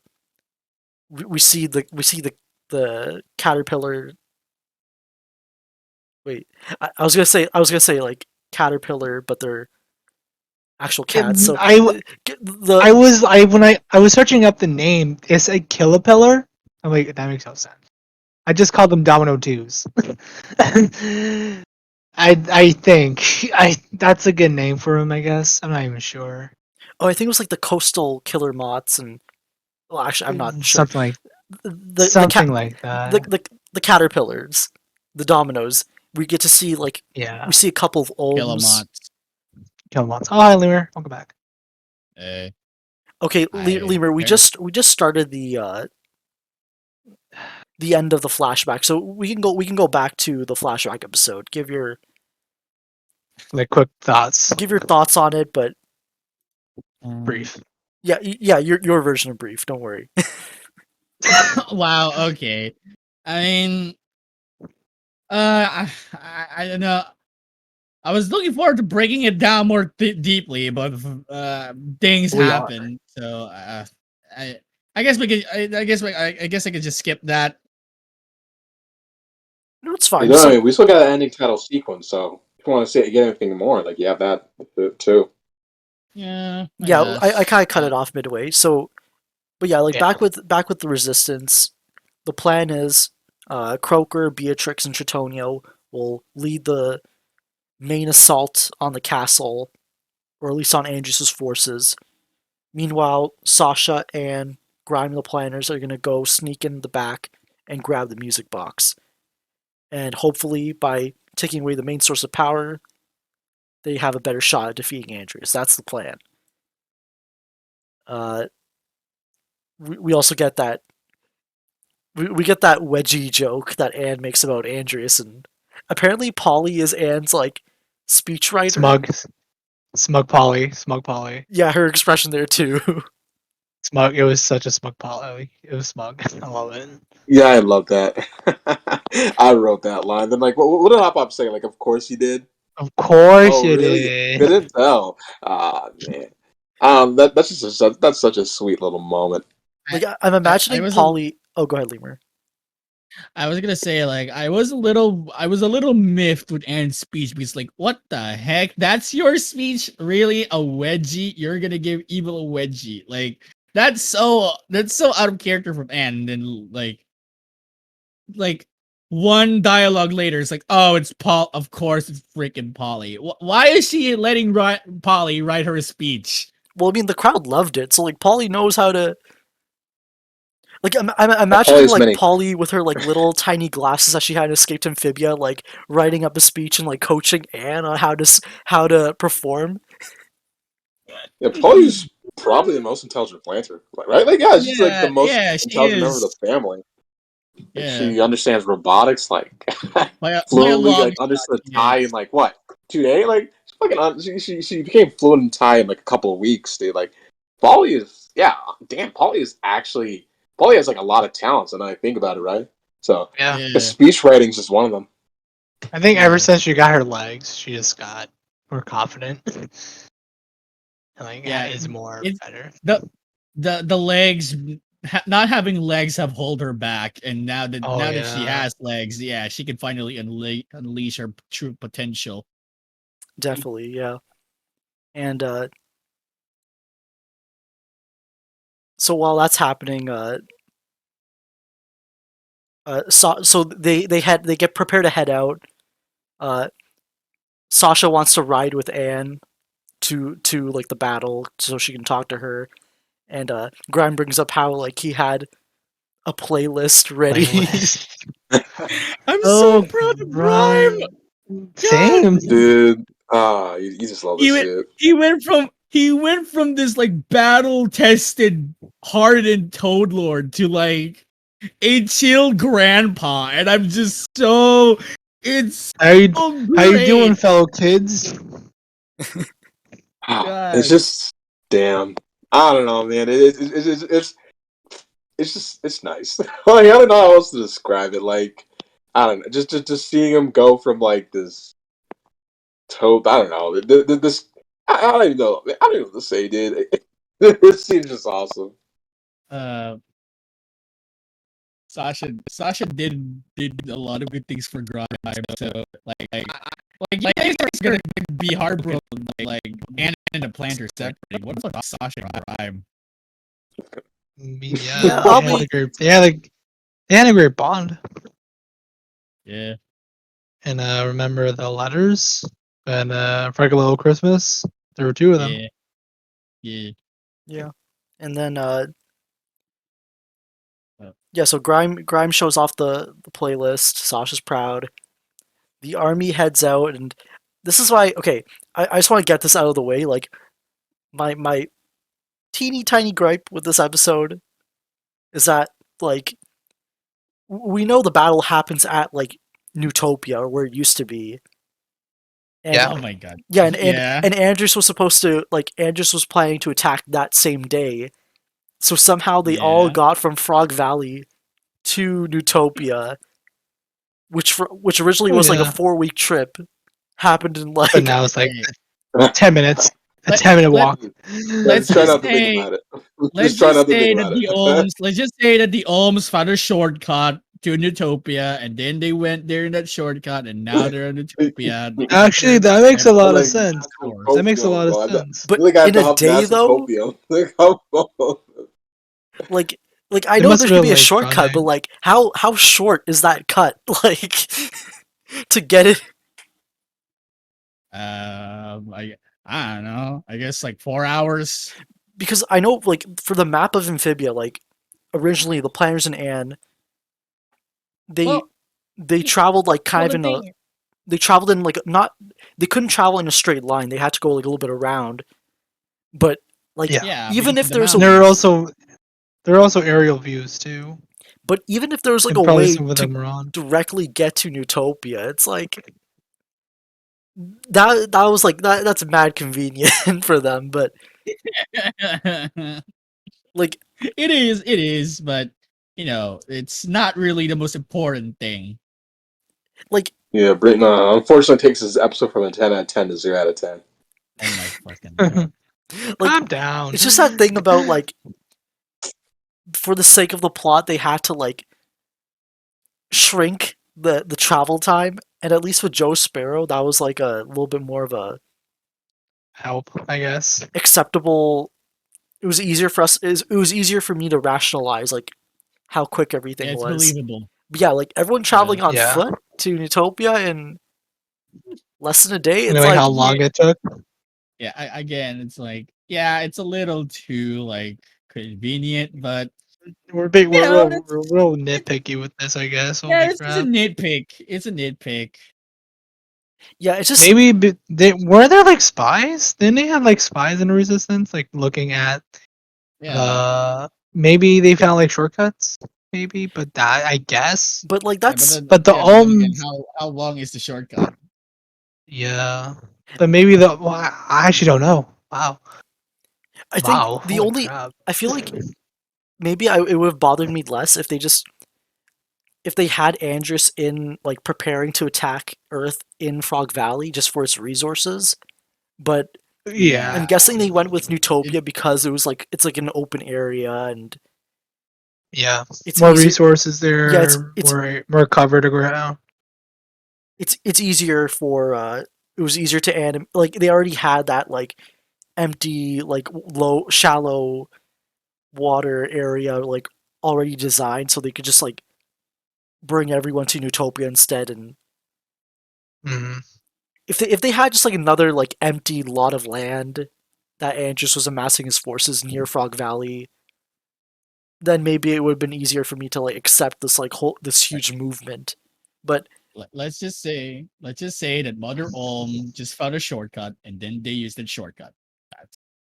I guess I don't know. I guess like This Trying to point. rationalize it. yeah, we'll just say that for now. But Let's just stick with that. yeah, Mother like, Ohms probably made a lot of holes in the ground. They just went up and down like a roller coaster. Like, oh, here we are. like Impact mentioned in the comments, like they didn't need to say the invasion was happening tonight. If they just said like, when Sasha mentioned the army's happening, like the invasion's happening in a few days. If Mother Olm said that at the end of the episode, then I could kind of believe like, okay, like they all headed out for like a few days and eventually got there. So maybe there's like a time skip between the two episodes, or no? There'd be like I guess there would have to be a time skip, but then it'd be easier for me to. It would be easier to believe. Yeah, but Yeah. But it's a very, very tiny. Yeah, we're really Tiny these are tiny footnote. nitpick. Yeah, It's these a are tiny tiny footnote nitpicks. to the big picture of this entire episode, which is right. Yeah, which is awesome. Yeah, so you have the armies heading out, and then Sasha decides to talk to Anne Anne and Sasha decide to talk about Marcy. And God, I'm so happy. I'm so happy. Right. Now it's my turn to mention the gripe. Like, if I'm being honest, I Go ahead. was not a fan of them even trying to shoulder the blame a little bit for what happened with them coming to Amphibia. Like I like I that though. like Anne's emotional intelligence, her trying to think of the nuance, but if I'm being, I don't know, just the idea that like I don't know, just somebody's, I don't know, it's just the idea that like they didn't quote unquote fulfill her needs, that some of the blame is on them for this. I don't know, it's just too, I guess it's the sort of thing of something like this, like it's too much of like a touchy subject to really try and like,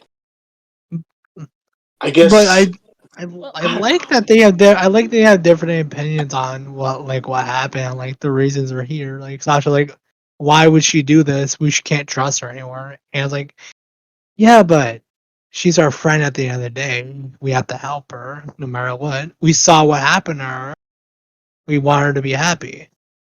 Yeah, like it's. I think it's still pretty great that like Sasha questions whether or not like this friendship can really survive, and Anne just, I mean, Sir Dylan from 3 coming in clutch, like like I was saying, but like, um, Anne wants to push for that. She wants to try and put trust in Marcy again, which I do really appreciate. It's just, I don't know. It's just you, like, of course, like they're all to blame for the relationship, for the friendship really being shitty, but like I don't know. Like when it comes to the idea of them being teleported to Amphibia, I just, you know what I mean?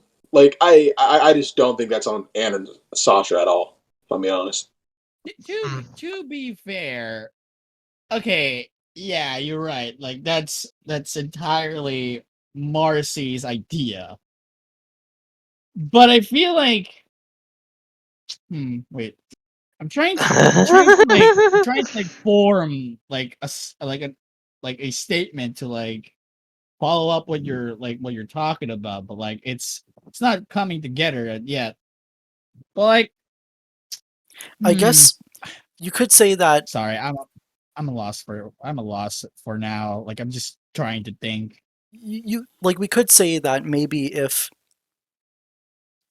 Sasha and Anne were a little bit better in their role with Marcy, then Marcy would be less fearful about losing them after moving away. And then if she was so worried about losing them, she wouldn't she wouldn't think about the possibility of the box actually working, even though it's like such a slim chance already. But Yeah, I mean, I see where you're coming from, Tom. I mean, like, it's just I think I will admit this. I do like the idea of Anne trying to find like the nuance in a situation like this. Like, I can totally admit that, but I think it's just I feel like it's how the episode sort of like posed that scene. Like Anne was like sort of complete. Like I feel like they should have made it more ambiguous or something, because it really did feel like the episode was trying to make you sort of agree with Anne on that idea. I feel like that's where I'm sort of like a little on, especially like Anne saying all that coming right after like the flashback that makes you immediately pity Marcy. Like it just made me feel kind of awkward about the whole thing. So it just felt like they were trying to sort of like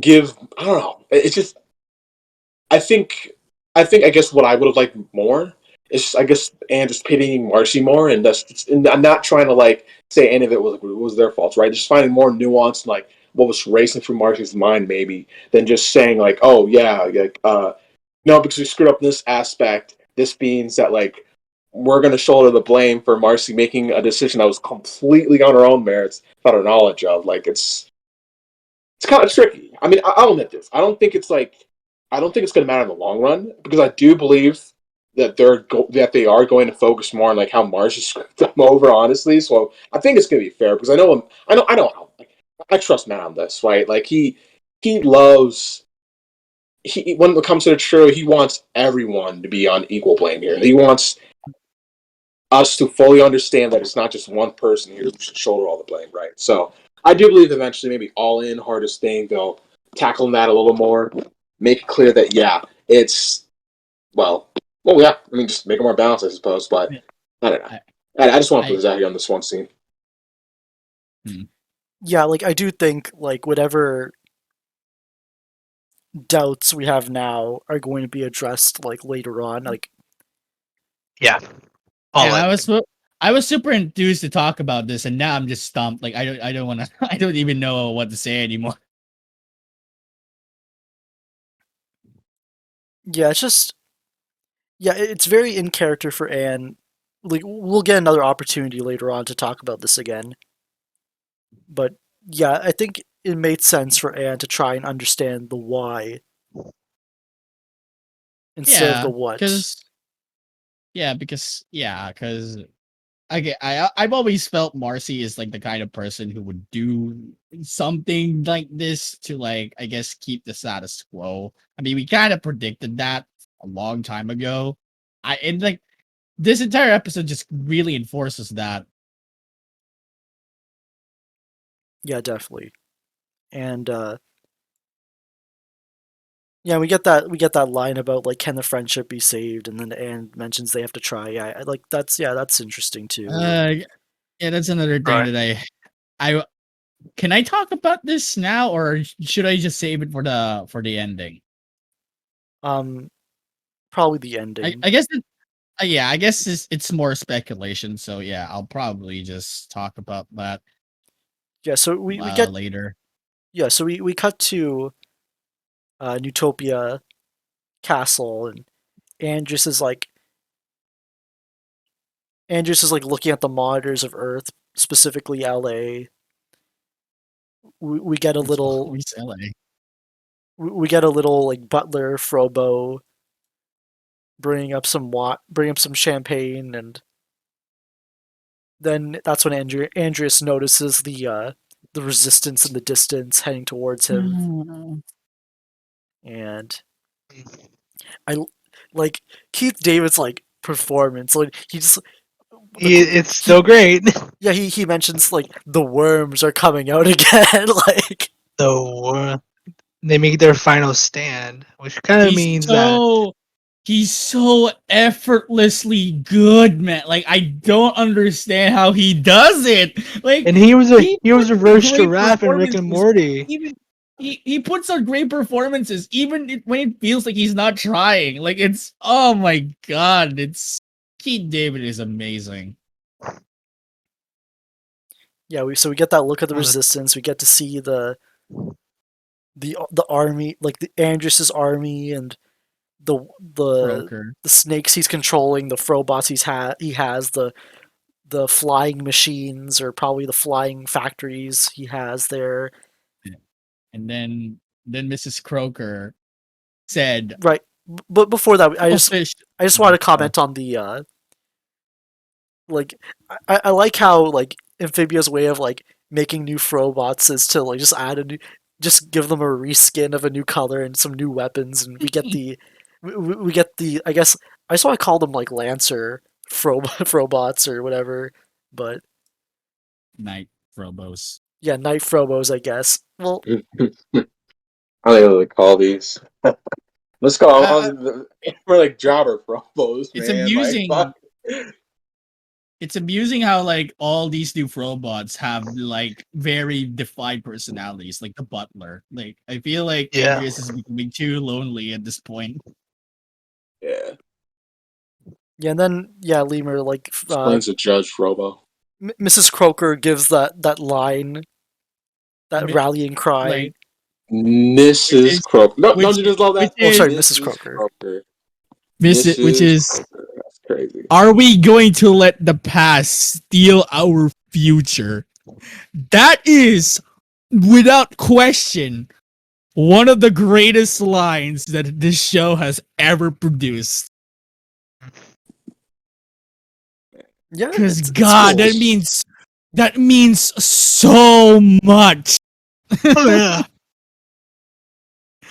God, and like Sadie Kroger's VA did a fantastic job at like saying that line too. Like she's great. I'm so happy like Mrs. Croker gets this moment because like Yeah, like I think I talked about it back in like Sasha's Angels, but just like if you didn't watch Cracking Mrs. Croker, you might be like a little like confused, like how she's ended up being like Sasha's like top, Second in command. yeah, like second command basically, Pretty and much. leading the charge. But like at least you like that episode, you knew she wasn't like she didn't mess around in her youth and was like an assassin Yeah. or whatever. Like she has the Yeah. experience to lead these people. Yeah. It's I like mean, it's just, I don't know, man. Season 1 Chad's like I'm saying, it's like we keep collecting the dubs in the second half. Like we need to get our dubs. City Croker, like when she's not being an old woman, is like effortlessly badass, even at her. Like the elders in the show are really fun. Like that's a, I was gonna say. Yeah, and so then yeah, they all charge into battle, and we get to see. So Matt mentioned that I think the production director, I forgot his name, but he added the lens flare on one of these scenes Oh, yeah. where everyone charging in just Yeah. to like heighten the scope of it. Like the angle of the sun, and that makes it like a little rainbow. Like, I don't know. I think I like the it so name. much. I think his name is Ivan. Yeah, I'm checking the chat. It's Ivan Sayon, like Sayon. Ivan Sayon. That's what he put it. Yeah, and yeah, they're all charging Also, in, and then you can see in the background like if you look carefully, you can see the grub hog riding on that hawk, that not hawk, vulture that took it back I in don't. Grubhog Day. Why is he? Why is the Grobhog even there in the first place? Like that's my It's question. the grub. It's the grub hog. He Like, It's a rip off. he wanted like war. there's He no got it. reason. Like I'm going to war. This is for like Yeah. is the like didn't the Grobhog said like there's a like he's preparing for like war or something? Mhm. And this is war. Hello. And is this what he's talking about? I Yo, don't tell me. I think- he gives. So Don't tell me. Either Or is the it just a Grubhog- coincidence. either the Grubhog knows about the Calamity prophecy, Box or or like kilometer. he's just like bloodthirsty and looking for a fight. He just wants blood. That's basically it. Also, I thought the lens flare was like a message about like, oh my gosh, they're fighting for like Amphibia's Love, last hope. peace. Like the sun is shining. It's a brand new dawn of a new hope or something. It's like, wow, that's awesome. I didn't even know that it was like, I didn't even know it was Lord of the Rings reference. No, I don't think it's a Lord of the Rings reference. It's just like that lens flare made it look more cool. It made more like Lord of the Rings. So yeah, literally Lord of the Rings then. Yeah, so everyone charges into Damn. battle, and it's like It's like a random toad who makes the first like hit, dude. Not even recognize the character. Like I just paused right at the right moment. It's not even any recognizable characters. Just a random toad, dude. good for him for being the first in line. But Yeah. Yeah. Oh yeah, he's a trooper. Also, holy shit, dude, this is just so cool. Like everyone leaping up, like Tritonio and Beatrix leading the line, dude. This is badass. The fight scenes in this episode are really good. Probably some of the show's best. yeah, they're all pretty quick, but we just get that moment of them, like we get the characters having their moment, and we'll get into them later on too. But Mm-hmm. I like how we have, yeah, like we see the armies clash, and then the camera zooms out to Andrias just watching from his balcony, drinking from his Butler robots. Yeah. This wine, like, is it a glass wine? Cider. Yeah, like a It's glass like cider. Yeah, Sorry. cider. The wine glass. There you go. Wine glass of cider. He's holding the glass like elegantly with a like petty. where he He's had a pretty like he sizable army. he had like he's holding the glass where like in between his fingers, like in the most like posh way, and I like how he comments that he should be down there, and then we'll see later on what happens there. But God, Like it's he doesn't such like even. yeah, he's such He a, like does a not care. yeah, he's such a like a He's such a troll in a way. he's such a villain, like a classic Disney villain. He really With is. just that like a pinch of that like that this recent like not I shouldn't say recent with like that 21st century villain like depth that everyone wants to throw in. Yeah. But it works, like- and it works so well. It works so well. He's for him. like the perfect He's like the perfect villain. He's like a Gru if he stole the moon, but also had that quirkiness to him. Gru, but actually evil. Yes. Yeah, and then he just comments on the cider too. It's oh man. Raspberry? Ooh. Yeah, so while these armies are fighting, we have Andrias, not Andrias, Anne and her team sneak into the castle, but not before Grime and the planners like are listening to music when they enter and they're just vibing for Yeah. the stealth op. It was techno. It was techno music. Even Grime, who hasn't been on Earth, has been influenced by Earth stuff. Yeah, which is pretty good to see, to be honest. Yeah. Yeah, so they And Sasha said that the planter's gone soft after Earth. Like, what happened to Grime? He's changed. He's a changed toad. and then yeah, they enter the they enter the castle, and when like while the players and Grime are scouting ahead, like that this is when Sasha decides to That's she decides to honest. bring up Down. yeah, she decides to bring up Marcy again and how she's like how is she supposed to forgive Marcy so easily and that's and yeah, I then we don't blame get her. and then yeah, but then Anne gives like Sasha like the talk about forgiveness Yes. and this is such like an Good interesting dome scene because like in the moment I'm thinking like why are you like when you're talking about forgiveness why are you looking at Hop Hop like you just like bring up Sasha herself but it feels like but Wow. Wait, no, wait. but this Maybe is it's no, like a wait, connect. let me finish Okay. like so Okay. in the moment I'm a little bit like what but like because it felt so odd not to bring up Sasha herself like I just know it's gonna be brought up in the Yeah. future so like that's what's kind of like I'm not like worried or like I don't think it's like out of character for Sasha to be like complete like have like a total lack of self-awareness about herself at this moment because I know like next episode like it'll probably happen but Yeah. Yeah. and then of Yeah. course It's just okay maybe I should stop talking but I we'll- was No, gonna. go on. when we get to Hop Hop I'll talk more about that but I guess does anyone want to talk about Sasha or I want to say What? what you said before with Hop I Hop. want to We talk never- about Hop Hop. okay so Yeah. we get ooh we get we get the after the rain callback like That's what I was gonna say. like I was all gonna these say that. like all these people Bro, who are complaining about after the rain can fuck off please like finally we got this like Bro, Jesus, Tom. I was gonna say that. bro, like it's the beginning of the end.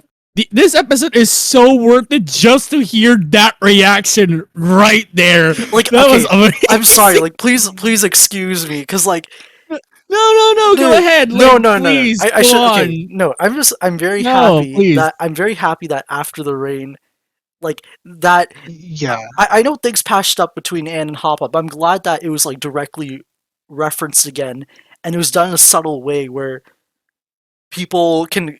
It's done well enough that people. It doesn't take up too much time, and it's very obvious who Anne is talking about.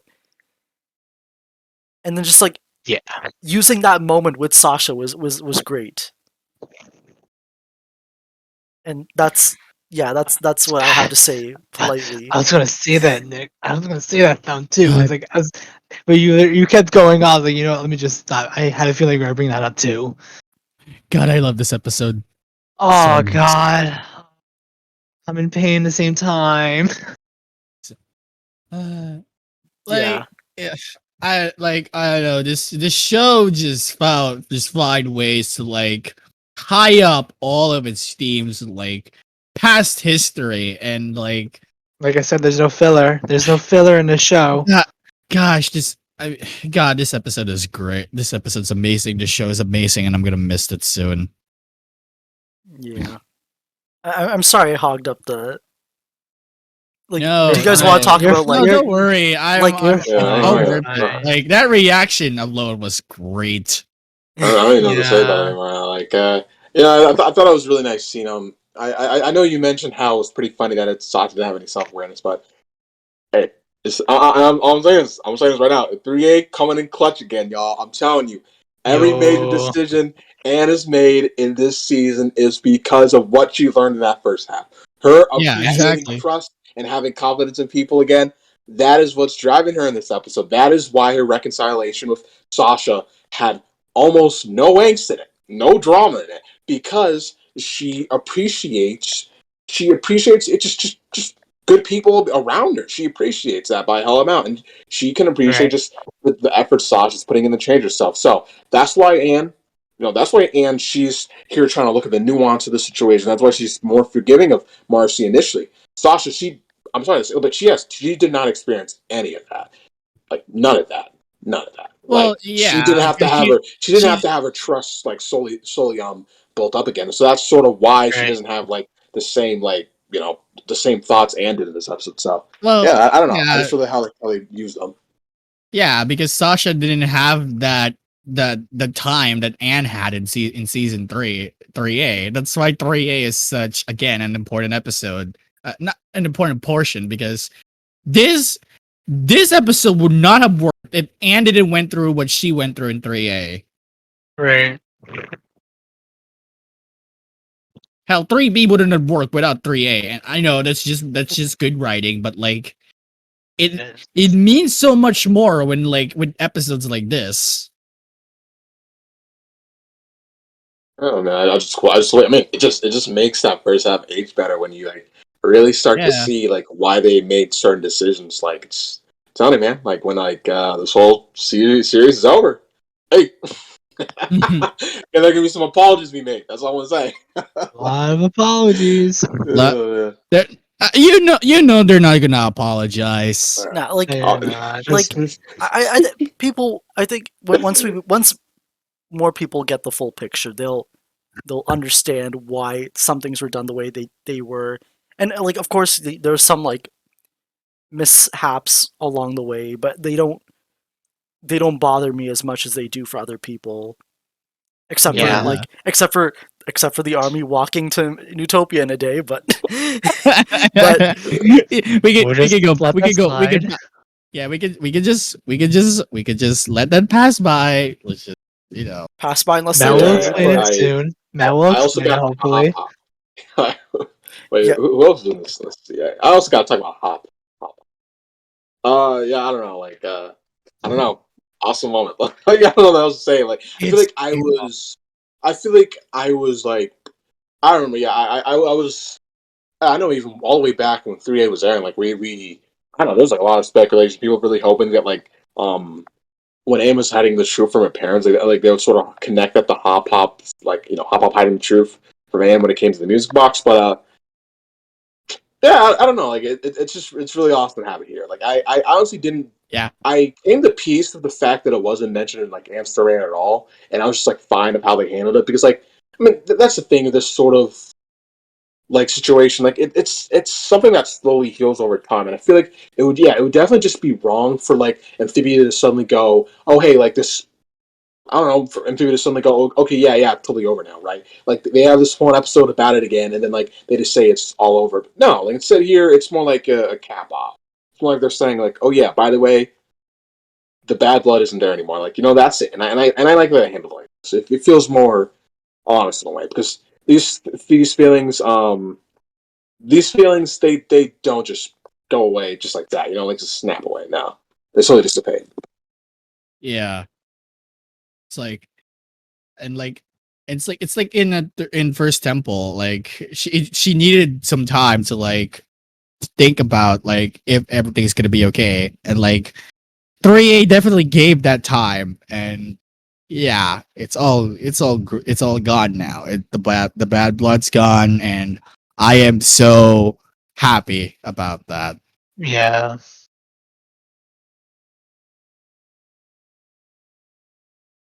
Yeah, dude. Oh man, I'm just reviewing that final scene, but dude, yeah, that's just damn. I didn't realize just how goddamn emotional that was. Just like and just look what she said. Yeah, let me see it again. What did she even say? It's like, I think she said forgiveness is hard. Yeah, forgiveness yeah, is hard. It can take time, but believe me, it's worth it. yeah. Oh man, that just look at what you and I have. Oh, dude, come on, that's so sweet.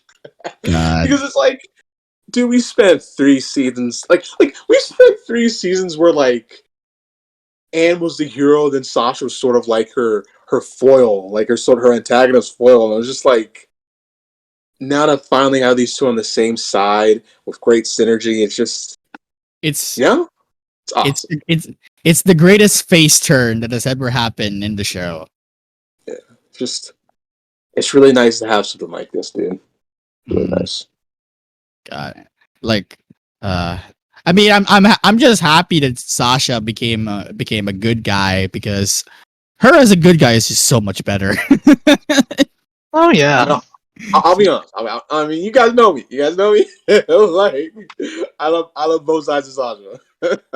Like, uh, I like I'm gonna reiterate what I said. I like Sasha as a plot character as a character that moves the plot forward. Never really cared about her as a character myself until Sasha's Commander Anne, and that's where I officially became, I actually started liking Sasha as a character, and now here we are. I actually really like her now. So, I mean, hey, it's better late than never, right?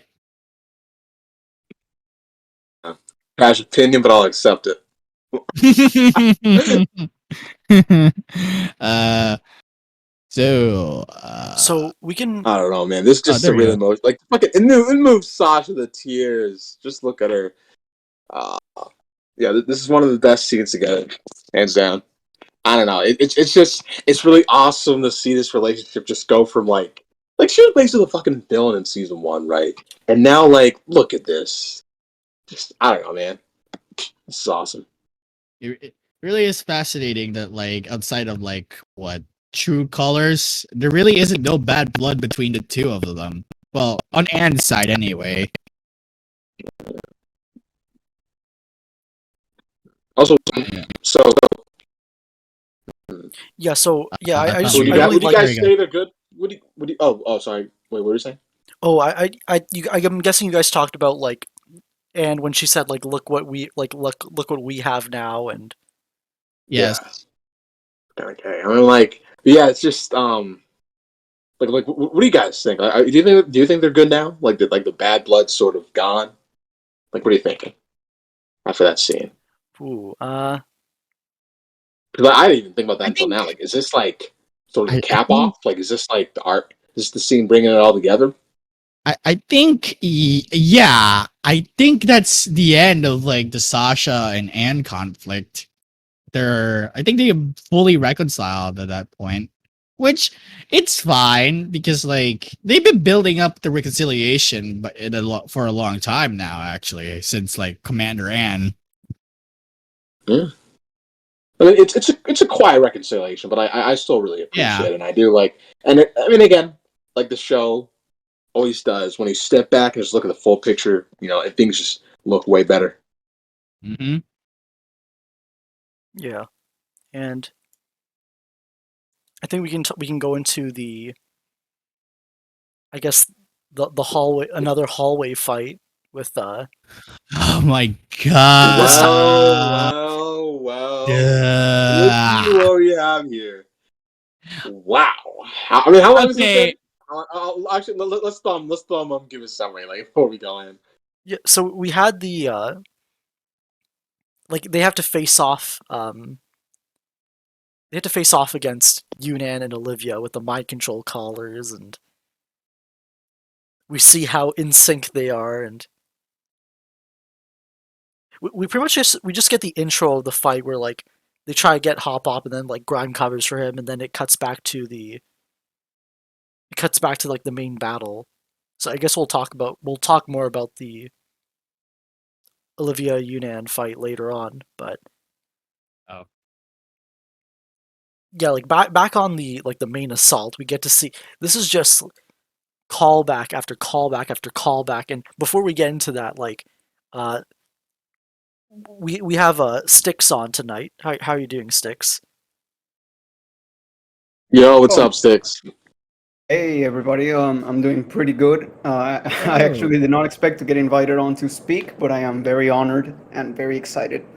No problem. Since yeah, like I just wanted to give as many people a chance to share their thoughts as possible, but I guess.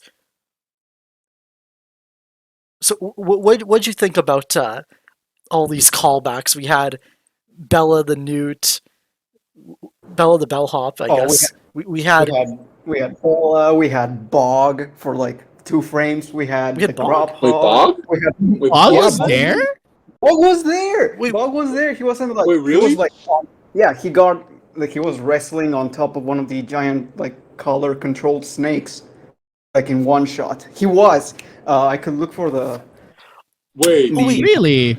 Yes, I'm not Whoa. lying. I'm Wait, not wait, lying. wait. I see what you're talking about.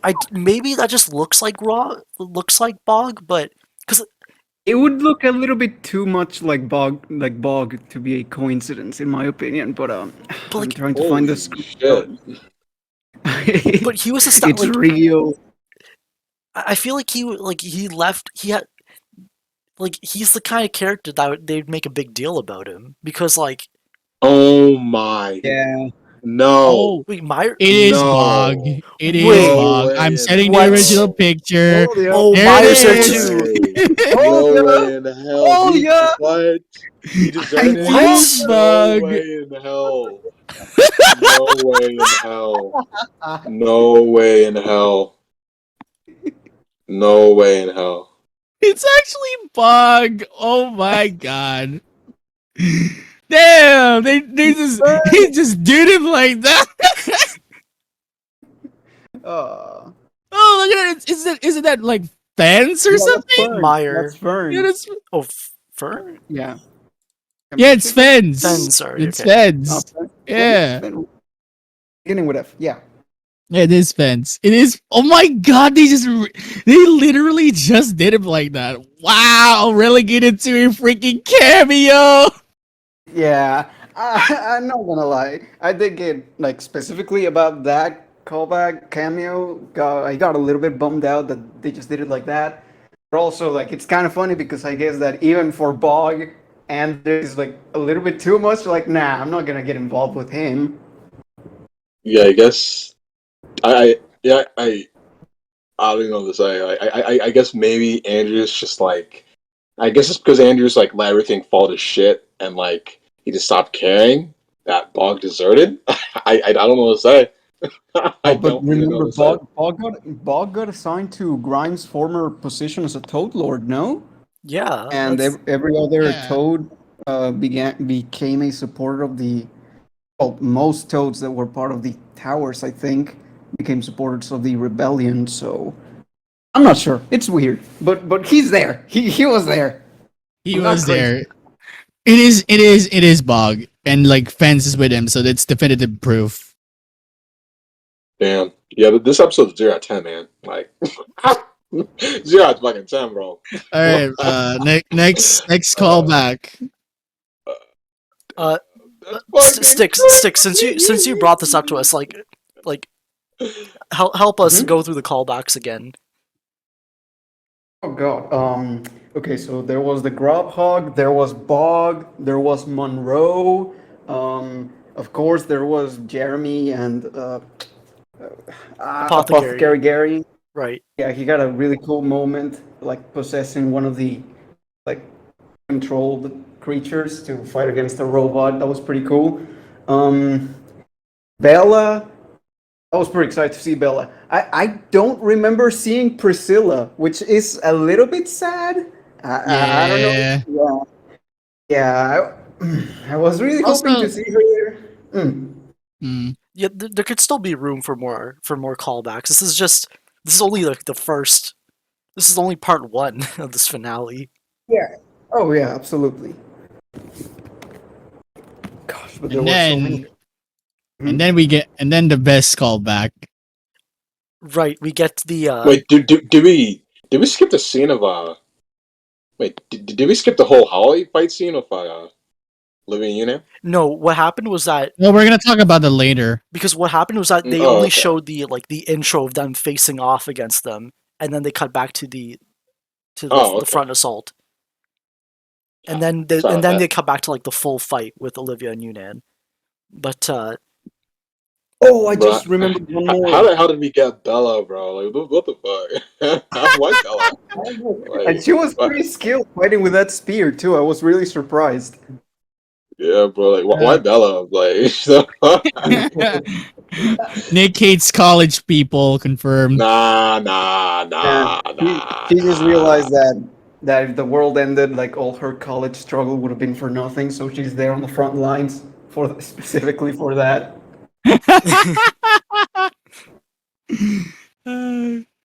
yeah, So like, it's so funny. abolish the monarchy is Also, abolishing student debt.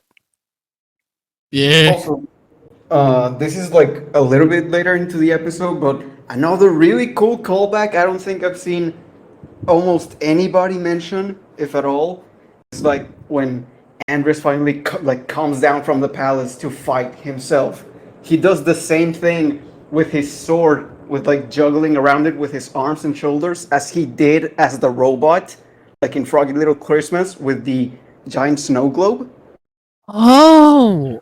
Oh Oh, yeah. that's a wow. Yeah, That's Yeah. another deep cut. What the heck? Wow. Okay. That's pretty cool. and before that, like Lemur said, the best callback was Wally about to get attacked by a Frobot, but gets saved by the Moss Man. Like, Yes. Good. That was so good. The ultimate dub. yeah, I like the Moss Man just like waves to him. Like, He's just chilling there. Yeah. and it's Like, nah, you know, it's interesting that the he Moss Men just are appeared out of actually. nowhere. Oh, go ahead, Lemur.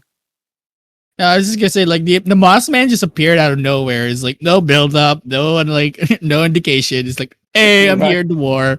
Yeah, it was like, what's up, y'all? Yeah, and then like there was like It's steam crazy. around him.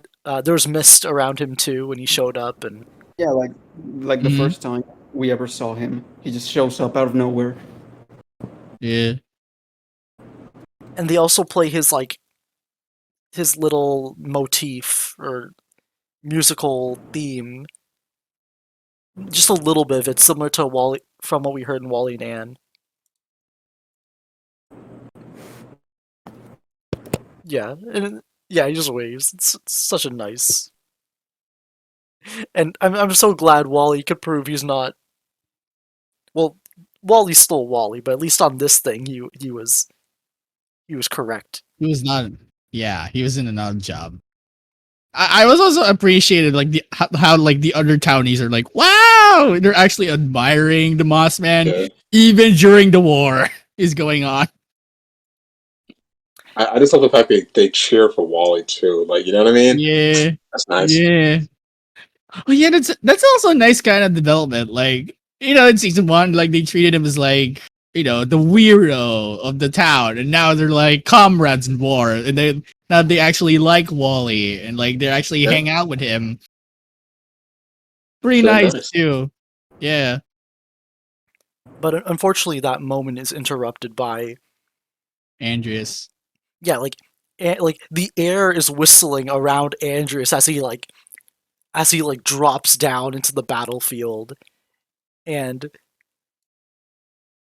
I like how like everyone's just in shock and awe of him like entering in, and then we get to see him. He's like super, yeah, like Styx mentioned. He does the snowball, the Froggy Little Christmas thing he did with the robot, and then just like draws out his sword in the most like dramatic way. Like, oh man, And then saying like another killer line. yeah. He said, like, oh, you didn't need to wait, or Well, don't don't let stop me on my don't- account. Yeah, that. Oh, Yeah, dude, that was just so fucking cool. Like, I really love like the gear sounds when he's slowly like craning up. Like, dude, that's just awesome. or was it gears, or just like his armor like creak, was like like, his armor shifting as he was like getting up. Let me see again. I mean, I guess so, but you know what I mean. It sounded like sort of like gears. I mean, I know it's like the armor making this sound, but it's like, you know what I mean? Yeah, like the, I don't know, creaking it just sounded noise. like gears Creaking sort of noise. turning and twisting. Yeah, I know it's from the armor, but it's like, you know, it just sounded like gears turning to me. And then I like how like the transition to the next scene is like Andrews running up, and like it's just a nice transition.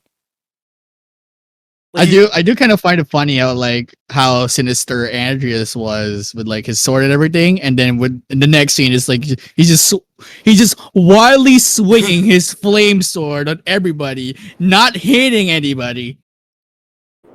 yeah, that was like my minor like I don't think it's it's not a bad issue like, of I wanting get- more. I feel like they yeah. gotta save like an Andrews fight for the next episode, like for the later episode. Yeah, I know this is a Disney show and all, and I know they don't want to get too violent, but if this is any other show on like a different network, I think it would be a little more like intense, you know? Right. But like, yeah, like in the moment, it was a little bit like I wanted to see more close-ups of Andrews fighting, but I think eventually we'll get like we'll get a more like personal Andreas fight. Yeah. I mean, yeah. you know, I'm happy. You right now, you guys right now, I'm happy about that. But we can go into that later. But I mean, I was like, I didn't realize how silly Andreas looked, like swinging his sword back and forth and nothing. Like, damn, they should have transitioned from that shot faster, man, because that just looks funny. It's like, Yeah, Andreas, the- kill. Like, Honestly, did you get like They should have just cut like the Andreas swinging his sword and instead like just cut like on like him charging and then just cut to the next scene, which is the dance fight. Yeah, so like back with the stealth team, they're fighting off against the. Should I just say Yulivia? Oh my god, Yeah, no. the Unlivia fight scene, Yeah, bro. Yulivia I fight will- scene, and I will say this. I did not expect Yunan and Olivia to be in this episode to begin with. well, we gotta get them with the main cast again. Yeah, but like I don't know. I didn't expect them.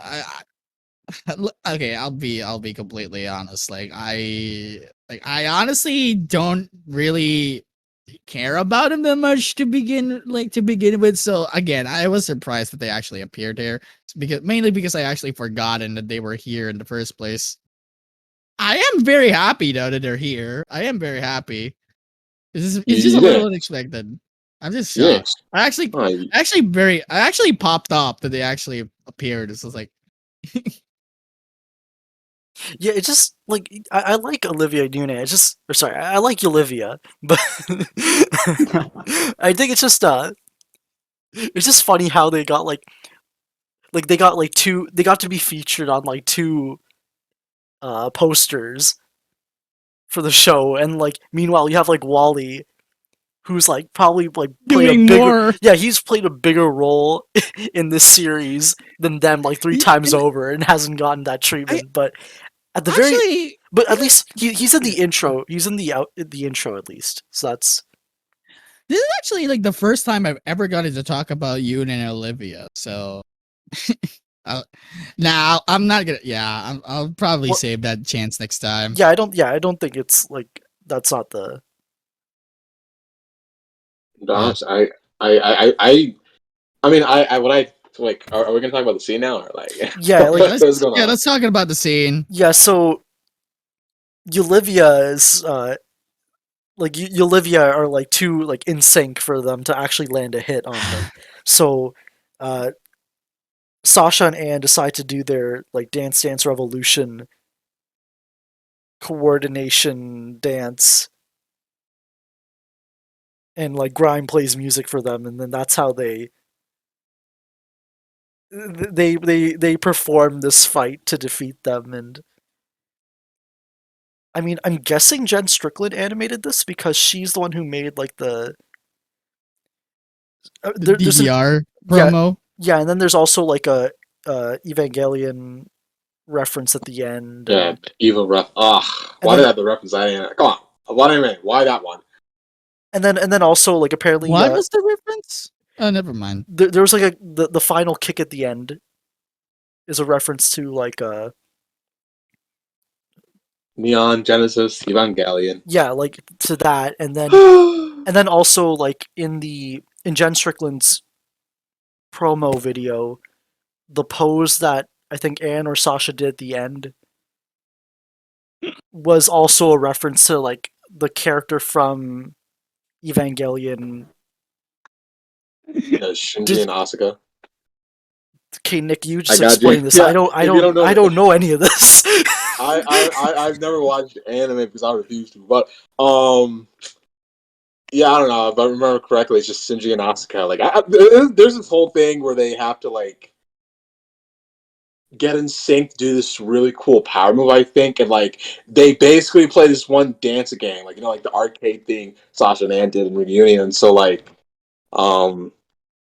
yeah, they basically have the same finishing move where they do that jump kick, and like that's pretty much it. I guess a lot of like media like the reference it, and yeah, that's it. Yeah, so that was a thing, and Yeah, that was the thing.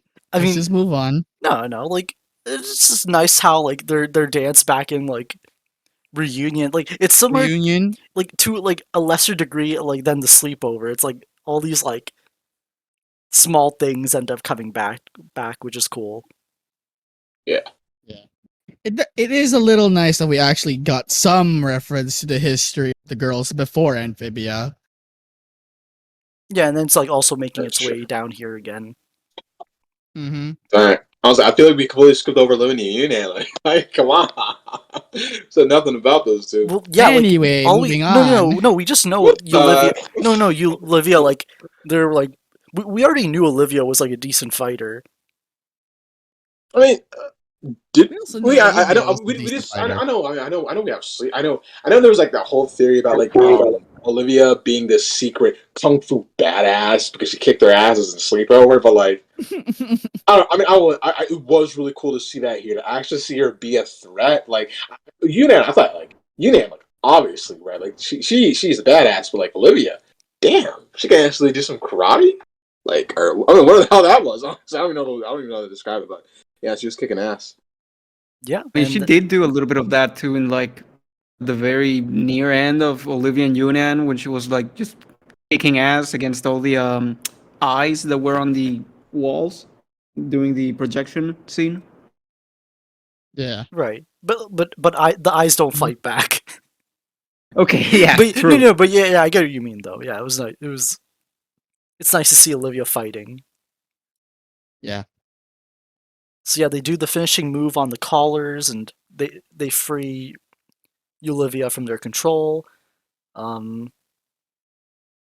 They're about to enter the room with the box, and then that's when like Olivia and Yulivia try to like warn them and about Marcy, but they kind of don't. They should have done it in a bit more direct way, but like you get what they're trying to say, but and Sasha don't compute.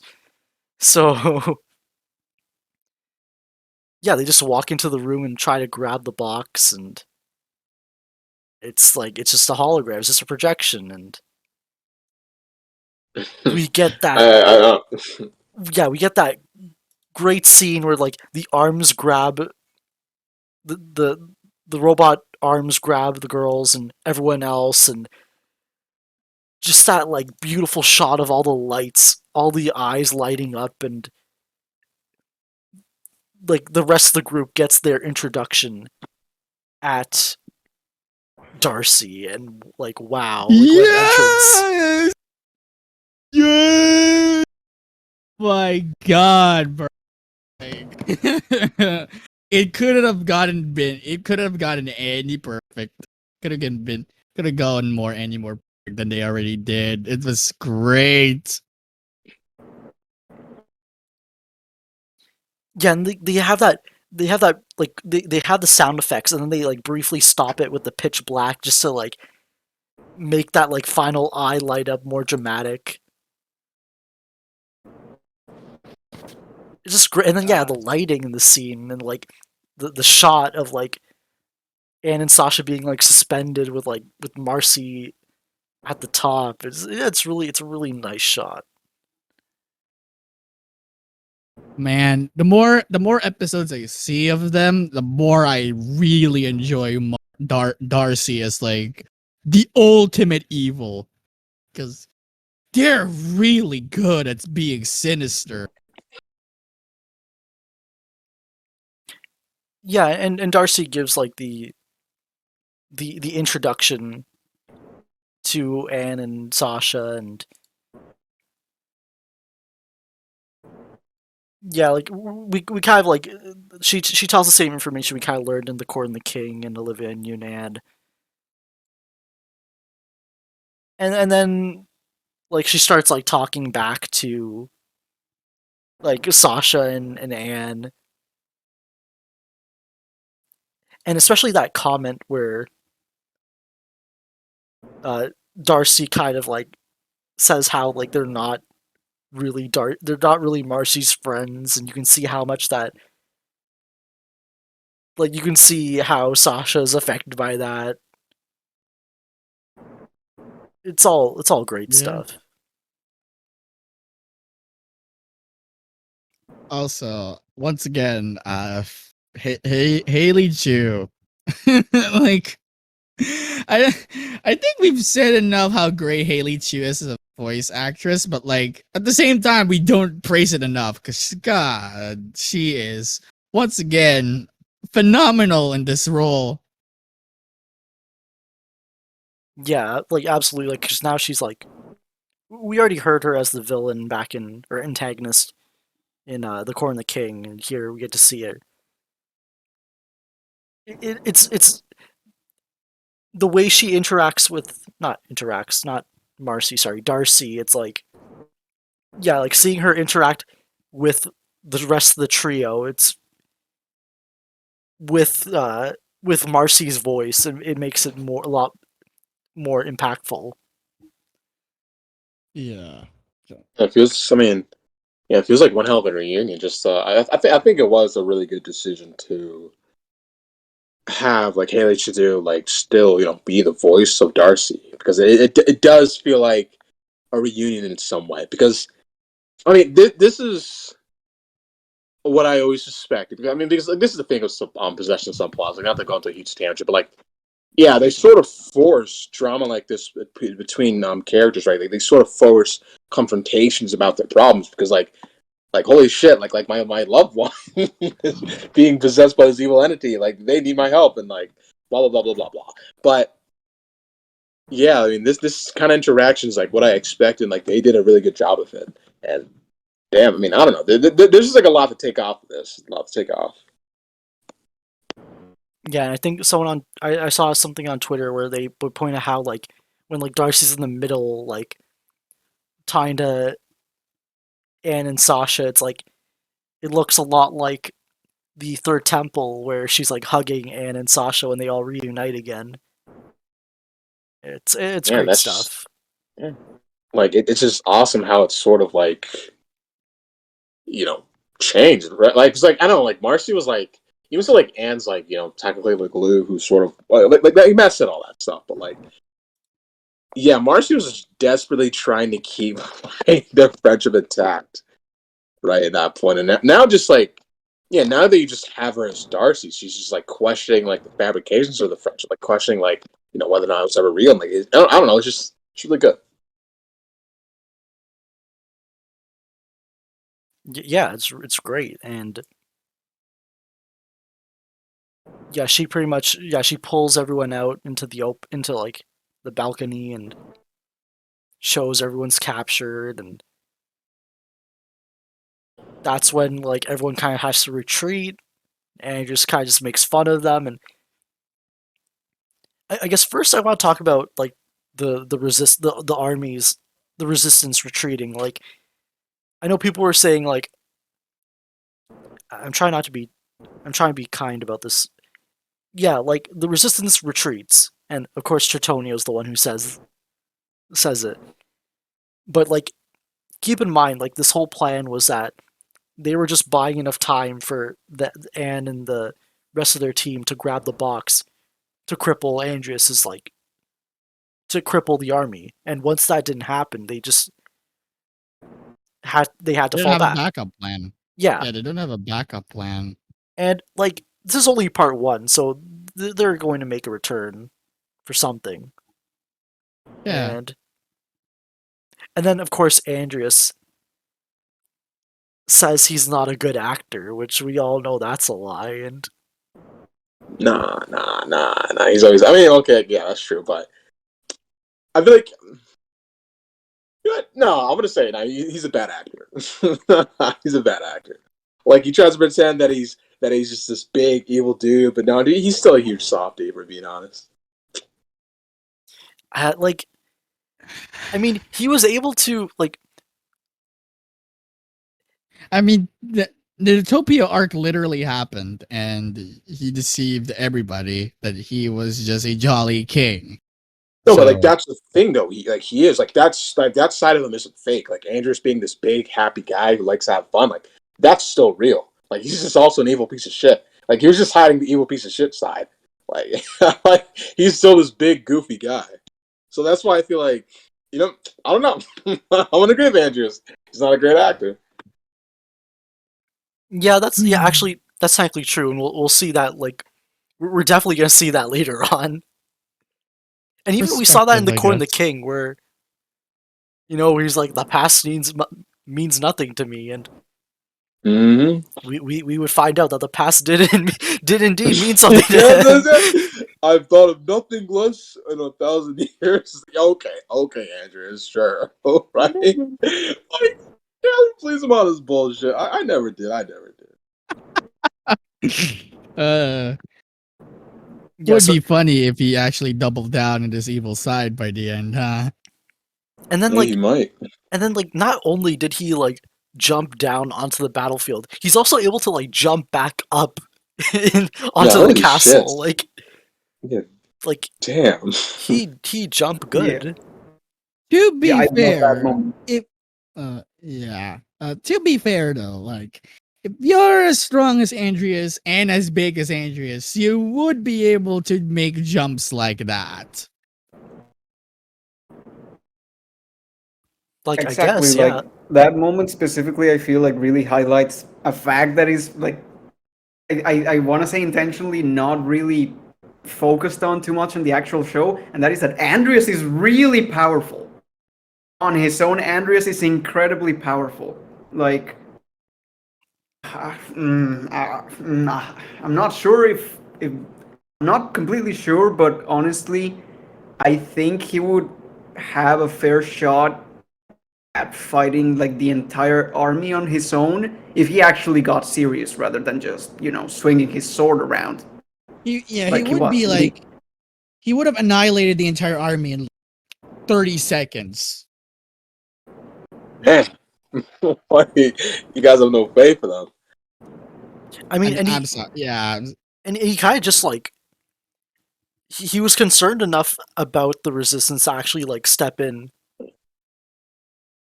like step in and What do you- actually like get his hands dirty, or maybe he was just like having fun. I don't know. I was gonna point it out. I Maybe don't it was know just where him it's having going, like- fun. I think it's a little bit of both. Yeah.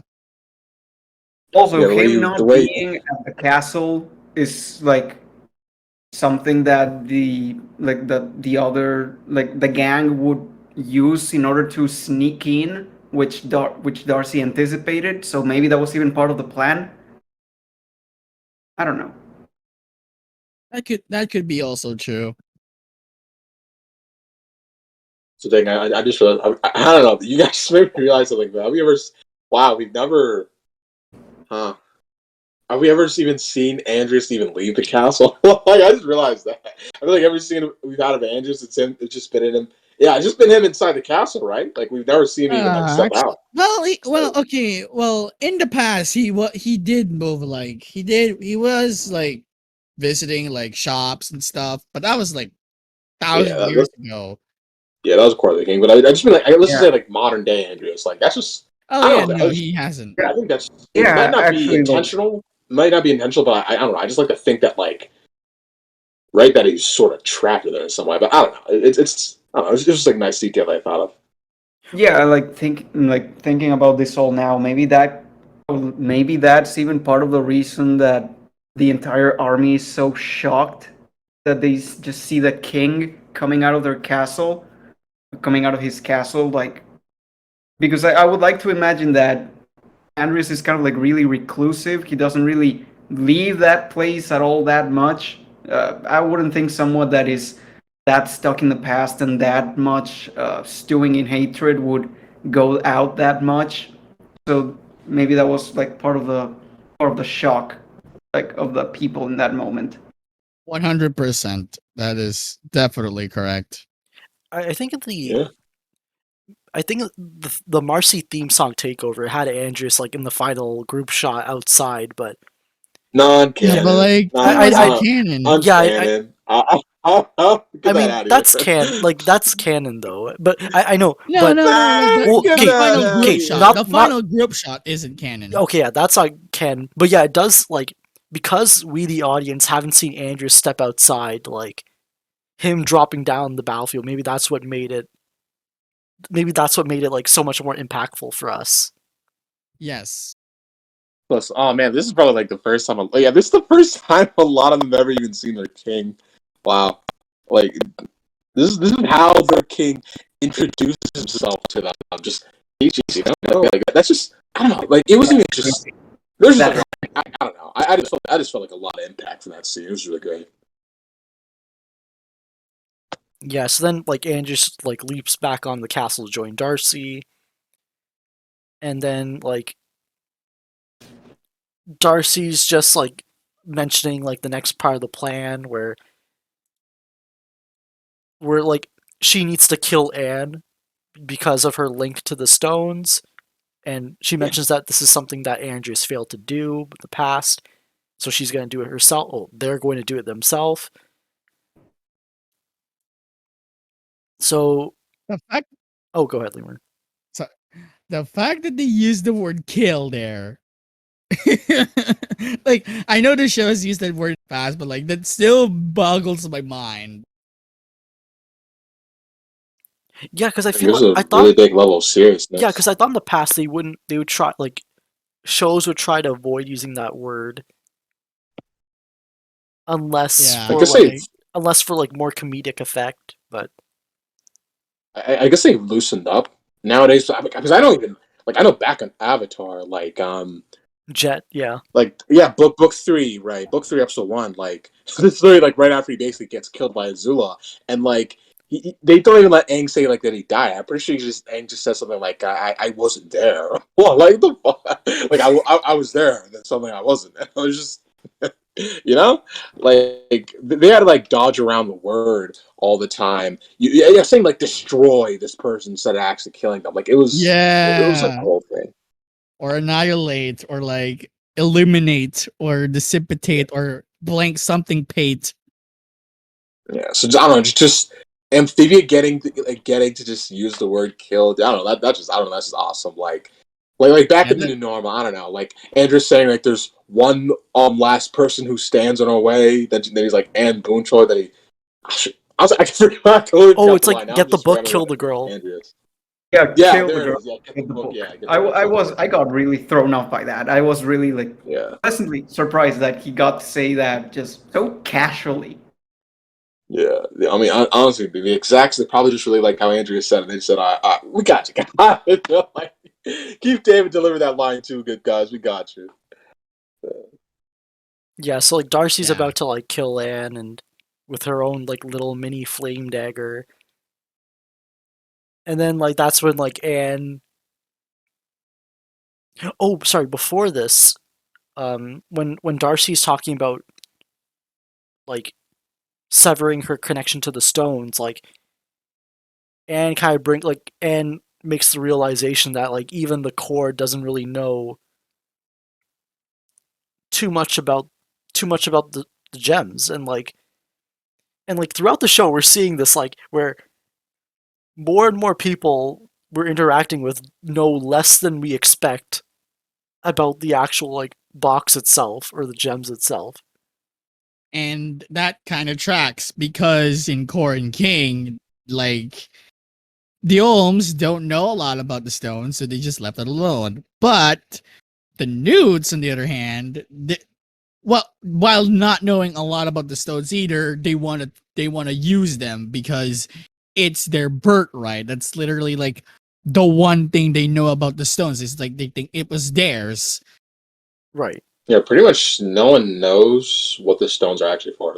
Like, no one Yeah, knows anything, right? Like they just know they can harness its power and use it as a super weapon. Like the Yeah. core and the live things, like they completely confuse the stones as if they're like theirs for the taking. And like, yeah, when you think about it, dude, they know jack shit. They just know that there's a prophecy of it too. So yeah, Yeah, that's like basically it. that's the only that no, that's really interesting because that means that both the bad guys and the good guys, pretty much everyone is on exactly almost the same page because now everyone is aware of the prophecy and the only real thing we're lacking by now in information and also that our heroes are lacking is what exactly the course end game plan is. That's it. That's the last real big question.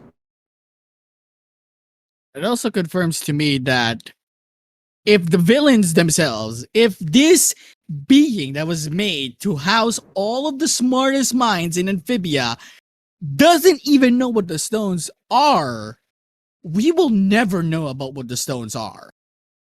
And I'm fine with that. I do Yeah. think there's still a chance. Like I don't want to get too much into speculation yet, but like there's still Valeriana. True. Where is she? Yeah. A part of me Where does is prefer. she? I guess a part of me does prefer like them not explaining it, but I mean that's just me.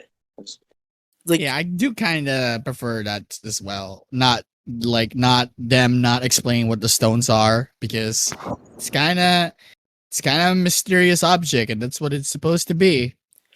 I think we're going to learn more about it because of what Leaf saw, but I guess back to like the villain's knowledge of the stones. Like Anne uses that in her favor to kind of point out like, oh, you don't know what happens if you kill me, and then we get that really nice scene of like this hive mind having to like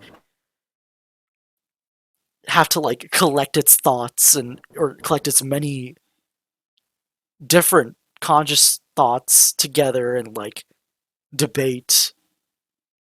And I just love that detail of like everything like shutting off while like the core focuses. Similar to Yeah, how I just. yeah, go ahead, Nick. Oh no, sorry, no. I like cut you off. No, I won't let you finish. Yeah, like and Also, it's kind of like how like Aldrich kind of when Leaf gave her explanation, like Aldrich has to like Ooh, collect like he's waiting for the core to like come up with a verdict before saying this, and then that's what the core does here, or it has its own personal meeting, and then it can't come up with a consensus. there before that there's like Andrias is like saying, Are you stupid, Anne? Like, do you really think that the core, the smartest being in all of it, and then the core is just like, shut up, Andrias. Yeah. Oh man. Yeah, that was Okay. yeah, that was like I that wanna was a talk about little few bit of things. Marcy. But yeah, go ahead, Nick. Yeah. I just I just love how much of course arrogance, the sheer arrogance is screwing itself over this time because just the fact that it believed that its purpose, that its complete utter purpose was just using the gems however the hell they wanted to. They didn't even they're supposed to be the amalgamation of the smartest minds and all of it together, and yet they didn't even they didn't even think about that idea at all. No. That never went around in their head. What would happen if they killed a potential gem user? So I don't know. It's just I just love these little cracks in the surface that are sort of appearing for the core. It's subtle, right? It's subtle, but I think it's going to come back in a big way. Yeah, it's also a nice way to give the core a weakness without being so obvious about it. Right, with the Yeah, I mean, Yeah, in essence, that the core is not perfect. Yeah. I would even point out the fact they got really into they got really into Marcy's experiences and feelings. I mean, that's gonna bite them in the ass because the fact they didn't get rid of that makes it very easy for Marcy and for Marcy. Oh no, sorry, not for Anne and Sauce to try to appeal to Marcy's side. Just the fact they didn't get rid of that side. So I don't know. There's another potential weakness for the core. yeah, definitely. And then yeah, Darcy's conclusion is to lock up everyone, mind control everyone except Anne, and then figure out a way to find a way to be certain that they can extract her powers without just safely extract her powers, and then once that happens, then they can do what they have to Then with they can Anne. kill her. Yeah. And then everyone gets pulled off except Anne, or pulled away, and Andrias opens the portal to Earth, and it's a very large portal. It's enough for the castle to it's enough to teleport the castle, and then we see all the Frobots rising up, and all those factories or miniature flying machines enter the portal, and we cut to LA, and that's where they're all headed, and they're the invasion has begun, and That's the end. we just get that to be continued sign. Is this the first time we got That's a to be continued for Amphibia? Yeah, Yes. that's the first I time. think so. That was the first time. Okay. Yeah. This is the end of the beginning. Of the end. At the end. Wait, this is the end of the. Oh, what the? This is the Wow. end of the beginning of the end. Yes. This is the end of the beginning of the end. Yeah. So true. Oh man. Oh, dude, these are just really cool shots. I'm looking at the castle. Just. Oh, dude, that's just awesome. Yeah, the castle's Yeah, blocking out the sun. Animated Jen, by the way, just made her another appearance. Oh, her Hopefully, character hopefully she model. makes it through. Hopefully, she makes it through this. Man. Also, Dude, this is just so cool. That big ass portal is literally gonna break the entire freaking multiverse. Yeah. That's enough to break the multiverse. Yeah, and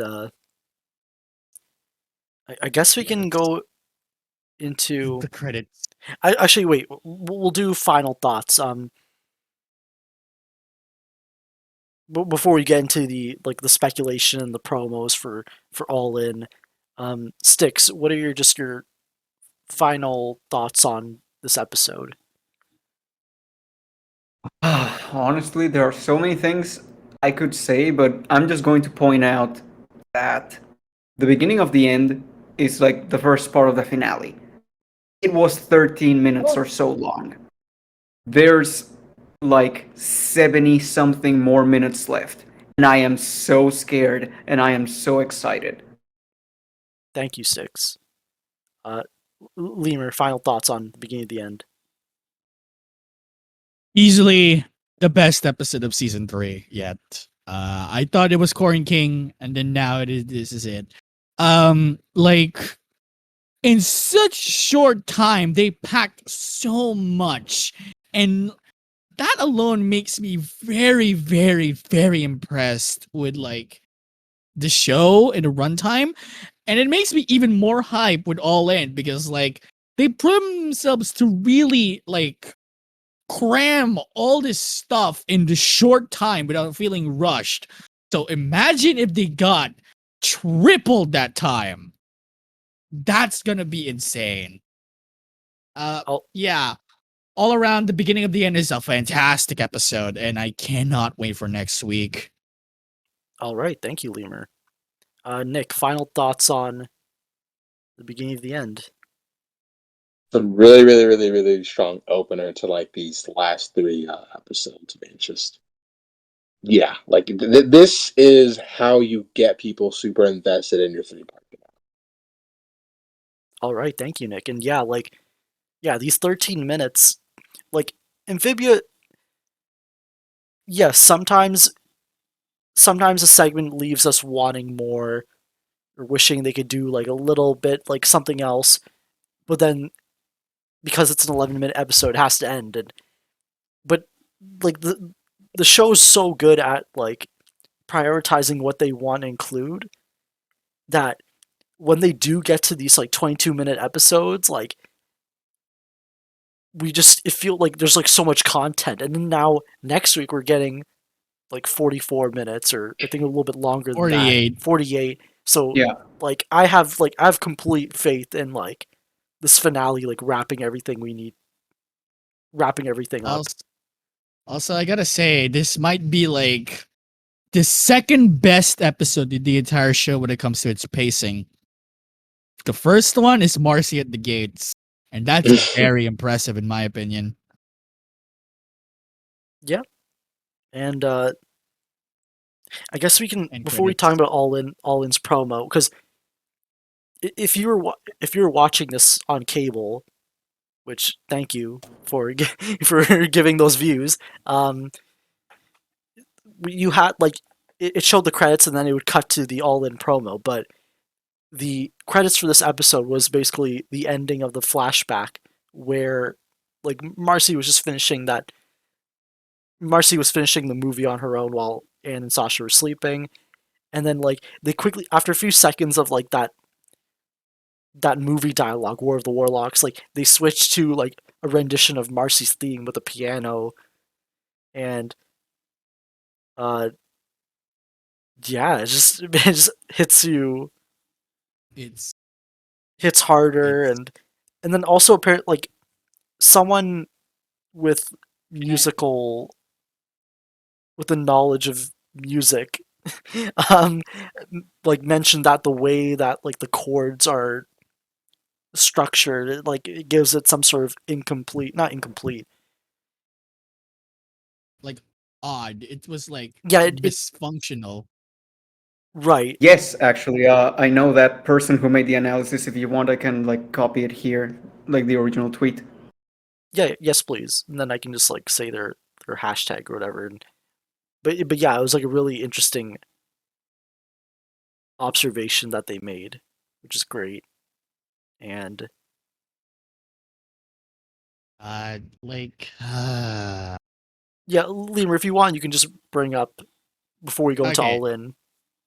Alright. So I'm gonna bring up like my thoughts for like the flashback here because I think this is more appropriate now. Like the Marcy content in episode. Like it's so precious because like I've never like the last time we saw Happy Marcy is Battle of the Bands, and that was a year ago. And it's crazy how long it has been. And like I know Nick has said like some stuff about like how weird it is with the flashback and how it connects to like the first conversation they had with Marcy with Sasha and Anne. But aside from that, like the flashback is just absolutely great. It is amazing. Like pretty much like it pretty much tells us exactly what the dynamic between the three girls are, and like how like this entire conflict is pretty much started with but not just like that scene, but just like an entire years of like a friendship that has a weird dynamic in it, a friendship that really hasn't been as a two-way, hasn't been as giving or receiving as maybe would have hoped. It is fundamentally flawed in how sometimes those small little things can grow into bigger repercussions. And like this end credit scene, like you said, it's like how Marcy's theme is kind of like played first in like G minor. Now it's like kind of disturbing, or like it's kind of disrepaired, and then it suddenly fixes itself to be normal again. It really perfectly demonstrates how Marcy feels. Is like, even with all of her doubts, even with all of the concerns and like all of this discretions that she has, it really doesn't matter in the end, because her feelings don't matter. It all that matters is her friends. And that's it's tragically perfect, and I love it. I love this episode to bits because of that. Yeah, that's pretty much it. Like, I got nothing else to say. This episode is just really, really good. Great, thank you, Lemur, for that. And yeah, so like while those credits were playing on TV, they immediately showed the all in promo, and last week at the Gallery Nucleus, like they handed out a poster for the finale that Matt didn't want people to share just yet, but you know, it got out, and like we didn't talk about it last week on the podcast, but we'll talk about it now. Like, so a lot of stuff not comes back. A lot of that stuff on the poster is featured in this promo, where we had well, yeah, basically the army is Andrias's army is in LA. We had the Domino 2 in it. We had we have Gundam Robo. we have Frobo's new body. Mr. and Mrs. Boo Choi, they're in some sort of like power suits, like the working alongside Mr. X, which is so hyped. right? And then we also have, I guess, that there's this giant like mech thing in the poster that we now like find out is like some sort of like mech suit for Andrias, who's already pretty OP, like powerful, and like, okay, maybe this is a good time to start discussing, because I know after this stuff we get more Darcy things to talk about. So it seems like to me, actually, let's just we'll start with Frobo. Frobo's getting a new body. I'm guessing Ali and Jess built it. With the backing of the FBI. Let's Yep. not forget. Getting that government funding. Uh-huh. Absolutely great. The government actually did something smart for once. Yep. Funding mechs is I know Japan does it for one of their like Gundam. They have like a walking Gundam thing on display. That's a great. More countries should be devoting funds to this, and Yes. it's also, also we forgot to mention that that the first thing Andrias did when he arrived in Earth is blow up the Hollywood sign. that's a pretty. I don't see know, anything but wrong like, with that, but That was pretty cool of him. I mean, I'll admit that. I was pretty cool of Andrias. There we go. Also, really funny considering that Anne Sprig went there and just straight up didn't like really like it. They just shrugged and immediately left. Now it's gone. Now it's gone. Now it's gonna be destroyed. Hollywood is no more. Hollywood is no more. Let's go. Yeah, so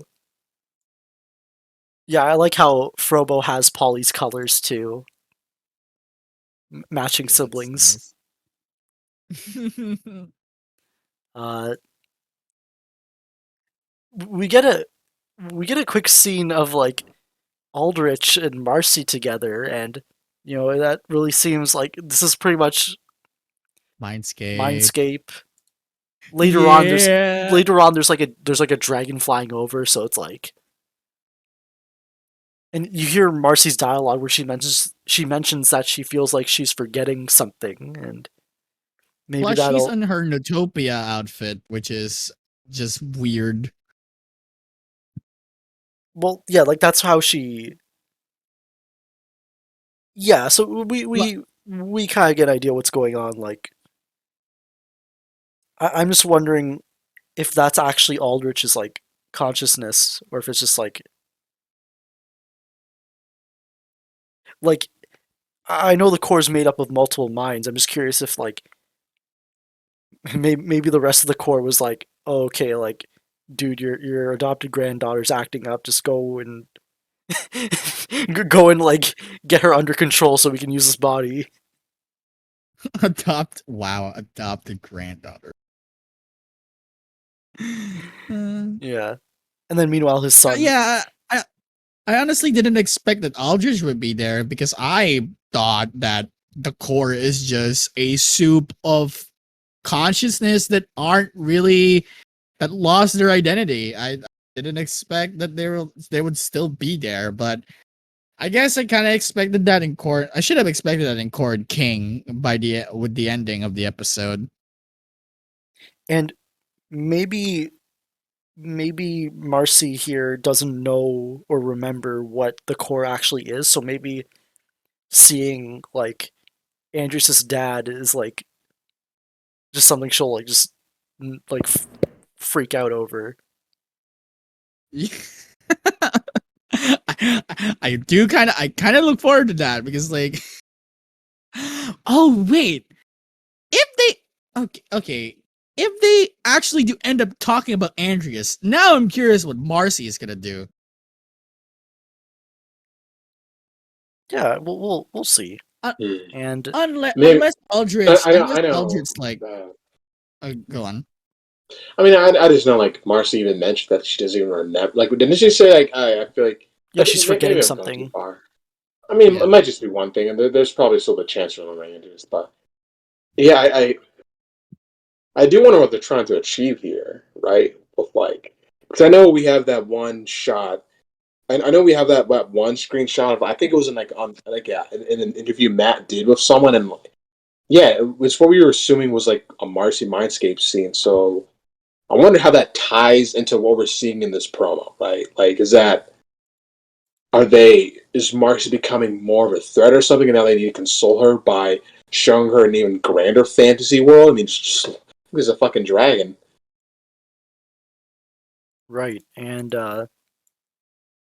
we also had a couple of scenes of like we get the scene of Andrias in his armor, and he mentions talking about a rematch, and that's probably going to be with Anne, because later on we see her getting like hit by the fist, even when she's in her Clamby power mode. Yeah. Also, Frobo and the Planters like flying in the air together. That's great too. Yeah, I'm telling y'all, like, Anne versus Andrias too. That's what I'm most hyped for in this episode. Like, I love all the other stuff, but these two, like, I'm already spoiled about these two like a million times. Just the idea of Andrias being like a fallen version of Anne, like it's amazing, right? There's a lot of awesome writing of that, and I just cannot wait to see these two have their rematch. Like it's been It's been coming. It's been coming, and like we're finally gonna get it here. And I'm so fucking excited. Like the fact that I feel like Andrias, he's salty about getting his ass whooped in their first fight. That like, oh man, I don't know. There's just something so cool about him. Like turning the tables on Anne with his giant neck. But dude, it's gonna be. I'm just pumped. Yeah, definitely. Yeah. And There, we also have the oh, go ahead, Lemur. I was gonna say like my most anticipated thing about this entire trailer though is like the big thing, but we're gonna get to that. Yeah, like I just want to get through this before we get to Yeah, that. yeah. And yeah, like it seems like the final scene in this trailer, it looks like maybe Anne is preparing to fight against Andrias, like when she's clenching her fist. Like maybe like that's when she like goes into Calamity power mode and tries to fight off Andrias.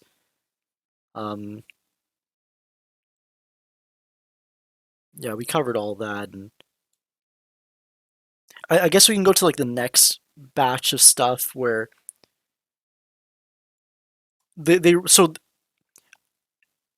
it seems that like Anne and the planners are doing this while Sasha Grime, Olivia, and Yudan are doing their own mission, and I think it's because I think it's because like I think the reason they're all on their separate teams is because you can see like a Frobot arm that looks a lot like Cloakbot, like reach out and grab both Olivia and Yunan, as well as Grime later on with the I guess with the robot tentacle. So maybe I'm trying to put this Maybe in they slow mo. escape. It looks like yeah, it looks like the hand attacking Grime is also like maybe Cloakbot as well. Maybe they're all fighting against the same one, and then while that's happening, uh, yeah, like Sasha's taking on Darcy. I am so excited for the Sasha and Darcy fight. Because some people have been begging for some sort of interaction between those two. Yeah, I think those Darcy dynamics, bro. Calling in clutch the last minute. Oh god, no. yeah, I'm like just really excited with like, and it also ties with like the whole thing with like the beginning of the end, which is like Sasha doubting if Marcy is even worth fighting for, and now she's here, willing to fight Darcy just to get Marcy back. right, and we'll see how that. We also see later in You that know, in that scene where she loses the cape. So I'm guessing that happens in the middle of the fight, but then before that, she's freaking out twice about maybe the scythe that Darcy's holding, and then another time where she's like about to cry. Uh, not sure what's happening there. Maybe Probably, Marcy like say Darcy saying some really bad shit about Sasha and how terrible she was to Marcy, so like break her down or something. yeah, possibly. And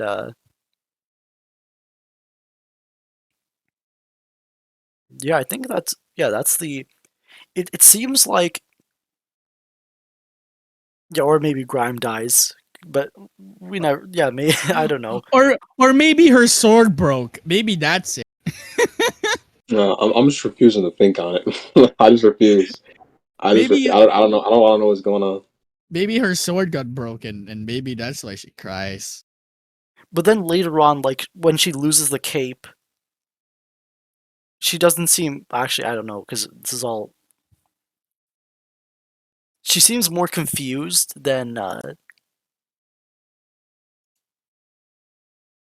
like the shot without the cape. It looks like she's confused at something, like maybe something like the classic Amphibia weird thing happens, like Robert Otto shows up to save her. I don't know.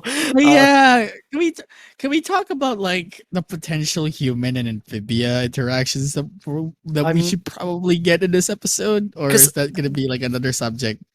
I feel like that, like, instead of wondering what it could be, like, we might get it next week and just talk more about it then, because we're about to approach the 3-hour mark, Yeah, true. and did we? I think we covered everything from this. I guess my only other thought, my only other thought was that we have 48 minutes. We have Anne and the Planners, Sasha, Grime, and others. We also have maybe whatever's going on in Amphibia, and it seems like, and we also have the Dreamscape, the Mindscape stuff, and like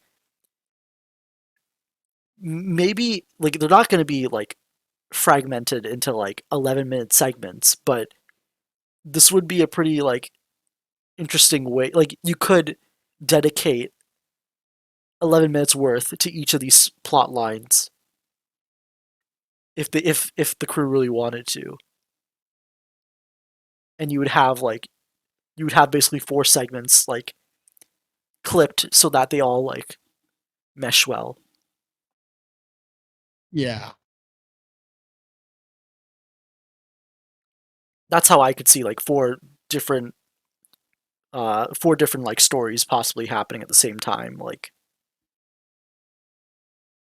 I don't want to call it like an A plot, B plot, C plot, just like an A plot and another A plot, and maybe It's 4 different important stories just taking place at the exact same time.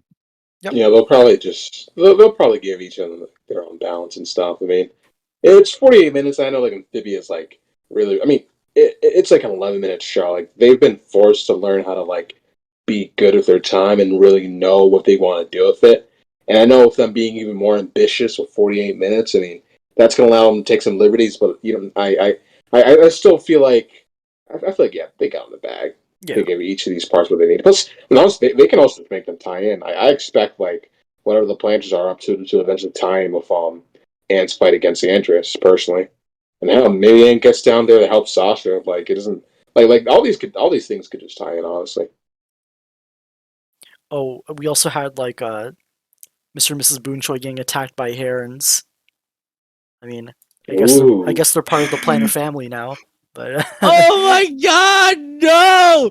I just realized the freaking implication there. No, they'll make it out. Oh yeah, they'll be my fine. gosh. I mean, They'll be fine, but like, come on, really? Herons. But with Anne's parents. imagine the Planners saving their found family from herons. Like, oh, Imagine it being the other way around. Stop it. yeah, or yeah, it could be the other way around too. Like, the Boonchoy save the plant. Like, we want Planners saving Planners from herons. That'd be great. This like it's like the final testament to like yes, the Boonchoys and the Planters are one big family now. The plant choice. That's what I used to call them in the past. The Boontars. Oh, what the hell? I didn't even notice the whiteboard. Dude, what the hell? Yeah, the whiteboard had a couple things where it's like. So I'm guessing the herons are guarding something that they need to get by. Maybe. And Anne has maybe guarding the castle, perhaps. Maybe they're guarding whatever's circled in blue.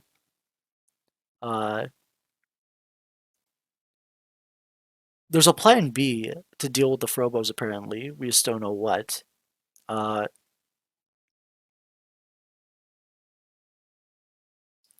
Anne also has a Tritonio sword, which is nice. It's nice to know she's not using the.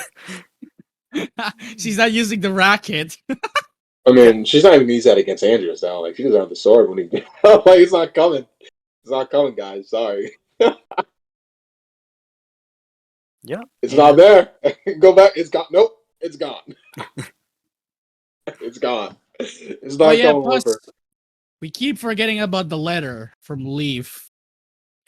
Oh right, that was that was on the poster. Sprig had that. He was in the center holding it. You know, that's gonna like we've seen how like we saw how strong Andrias was without like Andrias was able to like take shots from Calamity Ann, and then now he has his power armor on. So maybe the only thing that's gonna stop him is like Sprig with this letter and just not hurt him. Like what was that line from Family Shrub where it's like love is like the cruelest weapon or something where he like tames that like Oh yeah, yeah. He tames that like turnip monster, and then he just like cage it again. yeah like he said something like love is like a cruel weapon or whatever. But Yeah. I Oh mean my god! maybe Please, Sprig, no, don't do that, Sprig. That's too cruel, even for you. I mean I know a lot of people like I know Andrus is kind of maybe that's something maybe Andrus deserves. Yeah, And Andrews is going to be like, yeah, Andrews is definitely going to be one of the big things to look out for in this episode because I know there's been like a lot of back and forth debate, like which style of ending is better for Andrews, like whether him like Andrews doubling down on his mission and dying to that, or maybe Andrews doing a heroic sacrifice or something. yeah, we'll find out soon. But I think this is a good time to wrap up. Um, thanks, guys. Thank you all for listening. If you reached the end, uh, oh wait, yeah, we have one more thing. So to be honest, Hey, just like Smash Bros. yeah, like Nintendo. the Nintendo Directs, but we got the final two descriptions for All In and The Hardest Thing. Like, I'm just looking up the All In description. So it is Anne and her friends fight for their lives as the fate of both worlds hang in the balance. And then the hardest thing is Anne's journey comes to an end. So, I mean, I don't think we can discuss. There's not much to go off of other than like the very obvious, I guess. But I mean, like, all I can say is that the hardest things description is like perfect. Like it's vague, but it's also meaningful at the same time. Like we know exactly what that means, but it's like it's still vague at the same time. well, yeah, like yeah, for sure, yeah. It's Anne's journey comes to an end. Like, um, Yeah. Yeah, it's not yeah, it's just Anne's journey. And yeah, and it's gonna be interesting. But yeah, now I believe we've covered all the news. Um, yes. that concludes this week's episode. So next week we're going to talk about All In. Hopefully, like I'm gonna apologize in advance. It's probably gonna be pretty long. We'll try and get our general. We'll get our initial reactions the night the episode airs, and then I'll clip that together with the actual episode talk, just to shave off time on Sunday night or Sunday evening. But hopefully it works out. Hopefully everyone gets a chance to speak, and we can bring back all of our guests we've had over the past 54 episodes of the podcast, which will be fun. And again, thanks for listening, and see you guys next week. Say goodbye, everyone. See ya. Bye. We're going all in next week. So see you all. All right, see you guys.